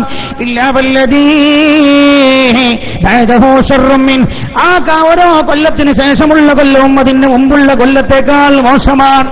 അല്ലാഹുവിന്റെ ഹബീബ പറഞ്ഞതിന്റെ അർത്ഥം എന്താന്ന് വെച്ചാൽ, അത് ഈമാനികമായി, വിശ്വാസപരമായി, കർമ്മപരമായി അത് മോശമായിരിക്കുമെന്നാണ് അല്ലാഹുവിന്റെ ഹബീബ പറഞ്ഞത്. നിങ്ങൾ ആലോചിച്ചു നോക്ക്, ശരിയല്ലേ?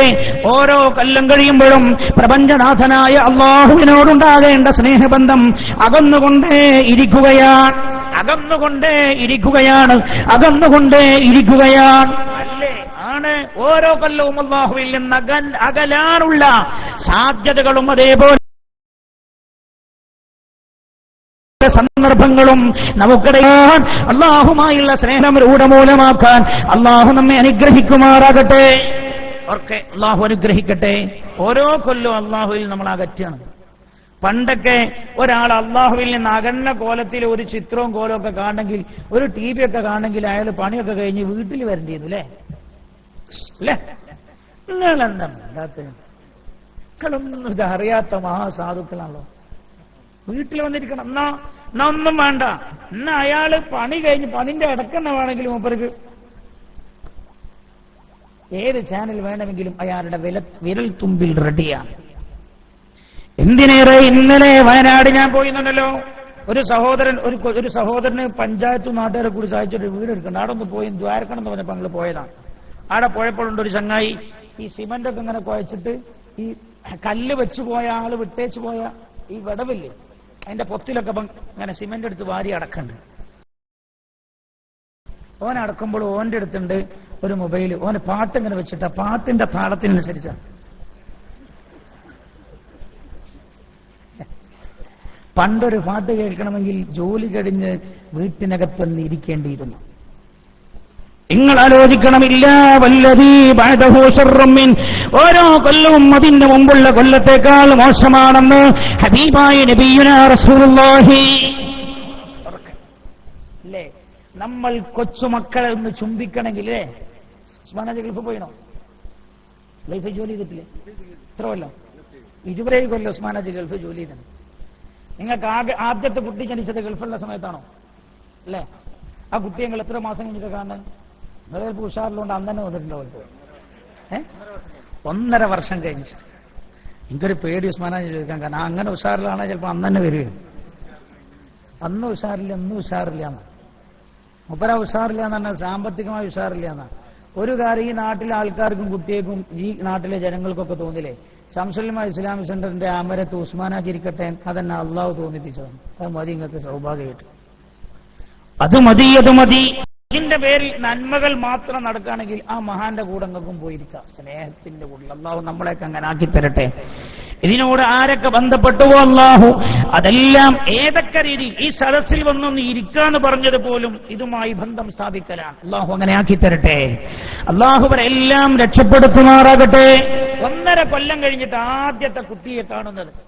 ആദ്യത്തെ കുട്ടിയെ കാണാൻ വേണ്ടി ചിലപ്പോൾ വീട്ടിൽ മൂപ്പര് വന്നതാവും, അല്ലെങ്കിൽ കുട്ടിയെ കൂട്ടിയിട്ട് ഭാര്യ എന്തായിട്ടുണ്ടാവും, എയർപോർട്ടിൽ പോയിട്ടുണ്ടാവും. അതെന്താ നമ്മൾ ചോദിക്കില്ല. എന്തായാലും ചില കണ്ടിട്ട് ഞാൻ എയർപോർട്ടിൽ പോകുമ്പോൾ ചിലപ്പോൾ ശ്രദ്ധിക്കാറുണ്ട്. എയർപോർട്ടിൽ നിന്ന് വരുന്ന സമയത്തൊക്കെ ചില ഭാര്യമാര് കുട്ടികളും കൈതാൻ ഇങ്ങനെ വരും. ഭർത്താവ് ഇങ്ങനെ ഇറങ്ങി വരുന്ന സമയത്ത് ഭർത്താവ് കൈ കാണിക്കുവാരെ കുട്ടി സ്വന്തം പിതാവിനെ കാണുമ്പോൾ ആർത്ത് കരയുന്നു. നമ്മുടെ നാട്ടിലേക്ക് കടന്നു വന്ന ഓരോ പണത്തൊട്ടിന്റെയും ഓരോ ഉറുപ്പികയുടെയും ഓരോ റിയാലിന്റെയും ദിനാറിന്റെയും ഒക്കെ പിന്നിലുള്ള ചില വേദനകളാണ് ഞാൻ ഓർമ്മപ്പെടുത്തിയത്. വീട്ടിലേക്ക് കയറി വന്നു. തന്റെ പൊന്നുമോൻ ആദ്യം കണ്ടപ്പോ തന്നെ ചെയ്തിട്ടുണ്ട് നിശേഷം ഞാൻ പറയാം, അറിയാതെ ചുണ്ടുകൾ കവിളത്തേക്ക് കൊണ്ടുപോയിട്ടുണ്ടാവും ഒന്ന് ചുംബിക്കാൻ. അല്ലേ? കുട്ടി ജനിച്ചു എന്ന് കേട്ടാ തോന്നുന്ന പ്രശ്നം എന്റെ മോനൊന്ന് കണ്ടിട്ട് ഒരു ചെറിയ മുത്തം കൊടുത്തു വരായിരുന്നു. എന്നോട് ചെറുപ്പക്കാരൻ പറഞ്ഞു, അതെ അറബിയോട് ഞാൻ പറഞ്ഞു എന്റെ ഭാര്യ പ്രസവിച്ചിട്ടുണ്ട്, എന്റെ കുട്ടീനൊന്ന് കാണണം എന്ന് പറഞ്ഞപ്പോ പറഞ്ഞു, ലീവ് തരാൻ പറ്റില്ല. നീ 2 മാസം മുമ്പല്ലേ പോയി വന്നത്, ഇപ്പൊ തരാൻ പറ്റില്ല എന്നറിയാം. ഇവൻ ടെൻഷനായി. ഓൻ പറഞ്ഞു, പിന്നെ ഞാൻ അങ്ങനെ ആലോചിച്ചപ്പോ വെള്ളിയും ശനിയും ലീവാണല്ലോ. അപ്പൊ വ്യാഴാഴ്ച രാത്രി പോയി, ശനിയാഴ്ച രാത്രി ഞായറാഴ്ച ഡ്യൂട്ടിക്കെത്തുന്ന രീതിയിൽ വരാമെന്നൊന്ന് പറഞ്ഞു നോക്കാം. കഫീലിന്റെ അടുത്ത് ചെന്നിട്ട് അർബാബിനോട് പറഞ്ഞു, ഞാൻ വ്യാഴാഴ്ച ഡ്യൂട്ടി കഴിഞ്ഞ് പോയിട്ട് ഞായറാഴ്ച ഞാൻ വരാമെന്ന് പറഞ്ഞു. അപ്പൊ ഇയാൾ പറഞ്ഞു, എന്നാ എന്റെ ടിക്കറ്റ് നിന്റെ ചെലവിൽ ടിക്കറ്റ് എടുത്ത് പോയിക്കോന്നു. ഞാനൊന്നും അറിയില്ല. ഇവൻ പറയാ, 40,000 ചെലവാക്കി ഞാൻ വന്നു 2 രാത്രികൾക്കായി, 2 പകലുകൾക്കായി ഞാൻ വന്നു. എന്റെ പ്രിയപ്പെട്ട കൊച്ചുകുട്ടിയെ കണ്ടപ്പോൾ അറിയാതെ ചുണ്ടുകൾ കവിളത്തേക്ക് കൊണ്ടുപോയി ചുംബിക്കാൻ. നിങ്ങൾ ചിന്തിച്ചോളി, നിങ്ങൾ ആലോചിച്ചു നോക്ക്. ആധുനിക ലോകം ഞാൻ പറഞ്ഞില്ലേ, ഓരോ കൊല്ലവും സൗകര്യം കൂടുകയാണ്. ഇപ്പതാ പുതിയ ഒരു ടെക്നോളജിയെ കുറിച്ച് ടെക്നോളജി രംഗത്ത് മഹാവിസ്ഫോടനമാകുന്ന ഏറെ നാശങ്ങൾ വിതക്കുന്ന ഒരു കണ്ടുപിടുത്തം തിരുവനന്തപുരത്ത് ടെക്നോ പാർക്കിൽ നടന്നുകൊണ്ടിരിക്കുകയാണ്. അതെന്താ? അമേരിക്കയിലുള്ള ഭർത്താവിന്, അമേരിക്കയിലുള്ള പിതാവിന് ഇന്ത്യയിൽ കേരളത്തിൽ പാറക്കടവിലുള്ള തന്റെ വീട്ടിലെ കൊച്ചുമോനെ ചുംബിക്കാൻ കഴിയുന്ന ടെക്നോളജിയാണ്. അമേരിക്കയിലുള്ള ആൾക്ക് നിങ്ങളെ വീട്ടിലുള്ള അയാളുടെ മകനെ ചുംബിക്കാം. ഓരോ കൊല്ലവും ഉഷാറാവുകയാണ്. പുണ്യനബി പറഞ്ഞതില്ല വല്ലദീ ബഅദഹു ശർറും മിൻ, ഓരോ കൊല്ലവും അതിന്റെ മുമ്പുള്ള കൊല്ലത്തിനേക്കാൾ മോശമാണ് എന്ന് ശഫീഉനാ റസൂലുള്ളാഹി. ഈ ടെക്നോളജി കൂടെ രംഗത്ത് വന്നുള്ള സ്ഥിതി എന്താവും? അല്ലാഹു കാത്തുരക്ഷിക്കട്ടെ, അല്ലാഹു കാത്തുരക്ഷിക്കട്ടെ. അല്ലാഹുവേ, ധർമ്മം നിലനിൽക്കുന്ന കാലഘട്ടത്തിൽ ജീവിക്കാൻ ഞങ്ങൾക്ക് തൗഫീക്ക് ചെയ്യണേ റബ്ബേ. പുണ്യനബി പറഞ്ഞിട്ടുണ്ട്, ആ കാലൊക്കെ കടന്നു വരുന്ന കൊല്ലം നമ്മൾ ജീവിക്കണേക്കാൾ നല്ലത് മരിക്കലാണ്. അള്ളാഹുവിന്റെ ഹബീബ് പറഞ്ഞു, ചില കാലങ്ങളുണ്ട് മുത്തുനബി സല്ലല്ലാഹു അലൈഹി വസല്ലമ തങ്ങൾ പറഞ്ഞത്, ബത്നുൽ അർളി ഖൈറും മിൻ ലഹരിഹാ. ആ കാലഘട്ടത്തിൽ ഭൂമിക്കകത്ത് ജീവിക്കുന്നതിനേക്കാൾ, ഭൂമിക്ക് മുകളിൽ ജീവിക്കുന്നതിനേക്കാളും നല്ലത് ഖബറിൽ മരിച്ചു കിടക്കലാണെന്ന് ശഫീഉനാ റസൂലുള്ളാഹി. അതാണ് നമ്മൾ ഈ പറഞ്ഞതൊക്കെ. അള്ളാഹു രക്ഷപ്പെടുത്തട്ടെ. അപ്പൊ ഞാൻ പറഞ്ഞെന്തറിയോ, ഓരോ കൊല്ലം അള്ളാഹുവിൽ നിന്ന് നമ്മളെ അകറ്റാൻ ഉള്ള സാഹചര്യങ്ങൾ വർദ്ധിച്ചു വന്നുകൊണ്ടിരിക്കുകയാണ്. എന്നാ നമ്മളെല്ലാം സമർപ്പിക്കേണ്ടത് പടച്ചവനാണ്. ഞാൻ അവസാനിപ്പിക്കാം. യാസീൻ ഒരു ദുആ ചെയ്യാൻ പോകുന്നു. ഇന്ന് നമ്മൾ ഏറെ പറയുന്നില്ല. മാത്രമല്ല, നിയമപാലകർക്ക് തടസ്സം ഉണ്ടാക്കാൻ പാടില്ല അല്ലേ? നമ്മൾ കുഴപ്പക്കാരല്ലല്ലോ, മുസ്ലിമേ കുഴപ്പക്കാരനല്ല. നമ്മൾ വേഗം അവസാനിക്കും. മാത്രമല്ല, ഞാൻ ഓർക്കുന്നു, കഴിഞ്ഞ വർഷം അവർ നമ്മളെ സഹായിച്ചതെന്ന് പറഞ്ഞാൽ, ഒരിക്കലും നന്ദി പറഞ്ഞാൽ ആ നന്ദി വാക്കാവുകയില്ല എന്നാണ് ഞാൻ മനസ്സിലാക്കുന്നു. നമ്മൾ അന്ന് പിരിഞ്ഞത് 2 മണിക്കോ 3 മണിക്കോ ആയിട്ടാണ് ഞാൻ ഓർക്കുന്നു. അതുവരെ അവർ നമുക്ക് കാവൽ നിന്ന പോലെ നിന്നാണ് നമ്മൾ വാഴ്ച നടത്തിയത്. ഇതൊക്കെ മനുഷ്യ മനസ്സുകൾ നന്നാക്കിയെടുക്കാനാണ്. നിയമപാലകരുടെ പണി തുറക്കുകയാണ് നമ്മൾ ചെയ്യുന്നത്. കൽബ് നന്നാക്കലാണ്. മനുഷ്യന്മാരുടെ കൽബ് നന്നായാൽ, ആ ചെറിയൊരു മാംസക്കഷ്ണം നന്നായാൽ എല്ലാവർക്കും പണി കുറയും, രാജ്യത്തിന് പണി കുറയും. രാജ്യത്ത് എന്തൊരു ഭീതിതമായ അവസ്ഥയിലൂടെയാണ് രാജ്യം മുന്നോട്ട് പോകുന്നത്. എല്ലാവർക്കും പണി കുറയും. അല്ലാഹുവേ, ഞങ്ങളെയൊക്കെ നല്ലവരിൽ നീ ചേർത്തി തരണേ റബ്ബേ. എല്ലാം ശരിക്കും നമ്മൾ സമർപ്പിക്കേണ്ടതാർക്കാണ്? നമ്മുടെ റബ്ബിനാണ്. നമ്മൾ ഏറ്റവും കൂടുതൽ സ്നേഹം നൽകേണ്ടതാർക്കാണ്? നമ്മുടെ റബ്ബിനാണ്. എന്തുകൊണ്ട്? അല്ലാഹു ഒരൊറ്റ വാക്കായിന് പറഞ്ഞേ, اعبدوا ربكم الذي خلقكم والذين من قبلكم لعلكم تتقون. اعبدوا ربكم الذي خلقكم. നിങ്ങളെ സൃഷ്ടിച്ച റബ്ബിനെ നിങ്ങൾ ആരാധിക്കണം. ആ റബ്ബിന് നിങ്ങൾ ശുക്ർ ചെയ്യണം. അപ്പൊ അല്ലാഹുവിനെ സ്നേഹിക്കണം, റബ്ബിന് ശുക്ർ ചെയ്യണം എന്ന് പറഞ്ഞിടത്ത് അല്ലാഹു പറഞ്ഞത് ഖലഖകും, നിങ്ങളെ സൃഷ്ടിച്ച റബ്ബ് എന്നാണ്. നിങ്ങളെ സൃഷ്ടിച്ച റബ്ബ്, സൃഷ്ടിപ്പനെയാണ് അല്ലാഹു അതുമായി ബന്ധിപ്പിച്ചിരിക്കുന്നത്. നിങ്ങൾ ആലോചിക്കണേ, എന്റെ ഈ 2 ചെവി ഒരേപോലെയാണോ? നിങ്ങൾക്കാ പറയാൻ കഴിയാ? നിങ്ങളിപ്പോ എങ്ങനെ പറയാം മൂപ്പരോട് എന്ന് വിചാരിക്കണ്ട. എനിക്ക് പറയാൻ കഴിയോ? എനിക്ക് പറയാൻ കഴിയും? ഞാൻ ഇപ്പൊ അടുത്തെന്റെ ഭാര്യനോട് എന്റെ മുഖത്ത് എന്തെങ്കിലും ഉണ്ടോ നോക്കുന്നു. ഇറങ്ങാൻ പോണ സമയത്ത് കണ്ണാടി എന്നുള്ളത്. അപ്പൊ എന്നോട് നിങ്ങളെ മുഖത്തുള്ള നിങ്ങൾക്ക് അറിയില്ലേന്ന്. ഞാൻ പറഞ്ഞു, ഞാൻ എന്റെ മോറ് കാണില്ലല്ലോ, നീയല്ലേ കാണുന്നത്. എന്നാണ് ആലോചിക്കണം. നമ്മളെ കാണില്ല. എന്നിട്ട് ഞാൻ ഇരുന്നിട്ട് പറയാം, അള്ളാനെ ഞാൻ കാണില്ല, അള്ള ഉണ്ട് എന്ന് വിശ്വസിക്കണേ, അള്ളാനെ ഞാൻ കാണണം. ഇവനെ എന്നെ കാണില്ല, ഇവനെ തന്നെ കാണുന്നില്ല. എത്രമാത്രം വിഡിത്തമായ വാദമാണത്. അള്ളാഹുവാണ് നമ്മെ സൃഷ്ടിച്ചത്. 2 ചെവിയും റദ്ദിയാണ്. ഒരു കണ്ണ് വലുതും ഒരു കണ്ണ് ചെറുതുവാണെങ്കിൽ ആലോചിക്കുക. ആരാ ഉമ്മയുടെ ഗർഭപാത്രത്തിൽ ഇങ്ങനെ പക്വപ്പെടുത്തിയത്? ആരാണ് പക്വപ്പെടുത്തിയത്? മനുഷ്യന് കഴിയോ? ഒരേ അച്ചിൽ നിർമ്മിച്ചെടുത്ത ഒറോട്ടിയാണെങ്കിലും, നിങ്ങളുടെ നാട്ടിലെ ടാറിന്റെ ഒറോട്ടിയാണ് അല്ലേ? ഒരേ ആളാ ഉണ്ടാക്കിയത്, ഒരേ മാവാ കുഴച്ചത്, ഒരേ കിണറിലെ വെള്ളം എടുത്ത് ഒരേ പലയിലാ പുരട്ടിയത്, കരടിയാണ്. പക്ഷെ എല്ലാം വേറെ വേറെ, എല്ലാം വ്യത്യസ്ത, എല്ലാം വ്യത്യസ്തമാണ്. ആരാ എന്റെ പ്രിയമുള്ള സഹോദരങ്ങളെ നമ്മ ഈ രീതിയിൽ സംവിധാനിച്ച? ഇതിന്റെ തൊട്ടടുത്തുള്ള നാടല്ലേ പൊയിലൂർ അബൂബക്കർ ഹാജി ഉണ്ടല്ലോ മാനന്തവാടിയിൽ. അദ്ദേഹത്തിന്റെ വീട്ടിലേക്ക് ഇന്നലെ വിളിച്ചുകൊണ്ടുപോയി. പൊയിലൂർ അബൂബക്കർ ഹാജി, അല്ലാഹു റബ്ബുൽ ഇസ്സത്ത്, നല്ലൊരു മനുഷ്യനാണ്. അദ്ദേഹത്തിന്റെ ഒരു റിസോർട്ടുണ്ട്. ആ റിസോർട്ടിന്റെ മുമ്പിൽ എനിക്ക് കാണിച്ചു തന്നിട്ടുണ്ട്. ഇതാ ഇതൊരു പ്രത്യേക വിശേഷമാണ്. നോക്കുന്ന സമയത്ത് ക്ഷമിക്കണം, മദ്യപാനികൾക്കിവിടെ പ്രവേശനമില്ല എന്ന് എഴുതി വെച്ചിട്ടുണ്ട് മുമ്പിൽ. ഞാൻ ആലോചിച്ച് വെച്ചോനെ, മദ്യപാനില്ലാത്തൊരു റിസോർട്ട് എന്ന് ഞാൻ ചിന്തിച്ചു. മുമ്പ് വെറുതെ ഒന്ന് കാണണം എന്ന് പറഞ്ഞ് നിർബന്ധിപ്പിച്ച് കൊണ്ടുപോയതാണ്. ഒരു 5 മിനിറ്റ് അവിടെ കയറി അപ്പം തന്നെ ഇറങ്ങി. കാരണം വയലിലെത്താൻ സമയം വൈകിയിട്ടുണ്ടായിരുന്നു. അദ്ദേഹം കൊണ്ടുപോയി അദ്ദേഹത്തിന്റെ വീട്ടിൽ കാണിച്ചു തന്നു. വീട്ടിൽ കൊണ്ടുപോയിട്ട് എനിക്ക് കാണിച്ചു തന്നു. റൂമിന്റെ അകത്തേക്ക് കൊണ്ടുപോയി. അപ്പോൾ അദ്ദേഹത്തിന്റെ 2 കണ്ണും നിറഞ്ഞൊലിക്കുന്നുണ്ടായി. എന്നോട് പറഞ്ഞു, എനിക്ക് 4 മക്കളാണ്, 1 പെണ്ണും 3 ആണും. ഈ കിടക്കുന്നത് എന്റെ 3 മക്കളിൽ ഒരുത്തനാണ്. 28 വയസ്സ് പ്രായമായി. ഇന്ന് വരെ ഇരുന്നിട്ടില്ല, നടന്നിട്ടില്ല, ഒരക്ഷരം സംസാരിച്ചിട്ടില്ല. എന്റെ പിതാവിന്റെ മുഖത്ത് നോക്കി ഉപ്പാ എന്ന് വിളിച്ചില്ല. എന്നോട് പറഞ്ഞു, കണ്ണിയത്തുത്താദിന്റെ മടിയിൽ ഈ കുഞ്ഞുമോനെ ഞാൻ ഇരുത്തിച്ചിട്ടുണ്ട്. ഏറെ നേരം കണ്ണിയത്തുത്താദ് മന്ത്രിച്ചിട്ട് അദ്ദേഹത്തോട് പറഞ്ഞത്രേ, അബൂബക്കർ ഹാജിയോട്, ഹാജി നിങ്ങൾ കുറച്ചു കാലം കരട് നോക്കിയേ എന്ന് പറഞ്ഞു. പൈലനെല്ലാ സൂചനയുമുണ്ട് ആ മഹാന്റെ വാക്യം. ഏറെ നേരം മന്ത്രിച്ചു. അദ്ദേഹം കണ്ട് കണ്ണിലും വെള്ളം നിറച്ച്, വെള്ളം ഇങ്ങനെ അറിയാതെ ധാരധാരയായി ഒഴുകുന്നുണ്ടായിരുന്നു. ഞാൻ ചോദിച്ചു, എന്നോട് പറഞ്ഞു, നിംഹാൻസിൽ കൊണ്ടുപോയി, എല്ലായിടത്തും കൊണ്ടുപോയി കാണിച്ചു. ഓരൊക്കെ പറഞ്ഞത് തലച്ചോറിന് വളർച്ച കുറവാണ്. ഞാൻ ചോദിക്കട്ടെ, ആ കുഞ്ഞുമോന്റെ തലച്ചോറിന്റെ വളർച്ച ആരാ പിടിച്ചു വച്ചത്? എന്റെയും നിങ്ങളുടെയും തലച്ചോറിന് ആരാണ് അതിനനുസൃതമായി പക്വമായി വളർത്തിയതാരാണ്? നിങ്ങൾ ഈ തൊട്ട് കുറച്ച് ദിവസം മുമ്പ് പത്രത്തിൽ നിങ്ങൾ കണ്ടില്ലേ, തല അമിതമായി വളർന്നുകൊണ്ടിരുന്ന കുട്ടി മരിച്ചു. ആ കുട്ടിയുടെ തല ആരാ അമിതമായി വളർത്തിയത്? നമ്മുടെ തല ശരീരത്തിനനുസൃതമായി ചിട്ടപ്പെടുത്തിയതാരാ? നിങ്ങളെ സൃഷ്ടിച്ച റബ്ബിനെയാ നിങ്ങൾ ആരാധിക്കേണ്ടത്. ഒന്നാമതായി നമ്മൾ നമ്മുടെ ഖൽബിന്റെ സ്നേഹം നൽകേണ്ടത് രാജാതിരാജനായ റബ്ബിനാ. അല്ലാഹുവിന്റെ നിഅമത്ത് വഇൻ തഅദ്ദൂ നിഅമത്തുല്ലാഹി ലാ തുസ്സുഹാ. അല്ലാഹു നിങ്ങൾക്ക് ചെയ്തു തന്ന അനുഗ്രഹങ്ങൾ നിങ്ങൾ എണ്ണാൻ തുടങ്ങിയാൽ ലാ തുസ്സുഹാ, മരിക്കുന്നവരെ നിങ്ങൾ എണ്ണിയാലും എണ്ണി തീർക്കാൻ കഴിയില്ല എന്ന് വിശുദ്ധ ഖുർആൻ. നിങ്ങൾ ആലോചിച്ച് നോക്ക്, വൈദ്യശാസ്ത്രം എന്നുണ്ടായത്? മനുഷ്യൻ എന്ന് അല്ലാഹു സൃഷ്ടിച്ചു അന്ന് മുതൽ വൈദ്യശാസ്ത്രമുണ്ട്. ആയിരക്കണക്കായ 10,000 കൊല്ലമായി മനുഷ്യൻ ഈ 5 അടി പൊക്കമുള്ള 6 അടി പൊക്കമുള്ള ശരീരത്തെക്കുറിച്ച് പഠിച്ചുകൊണ്ടിരിക്കുന്നു. ഇന്ന് വരെ പഠിച്ചിട്ട്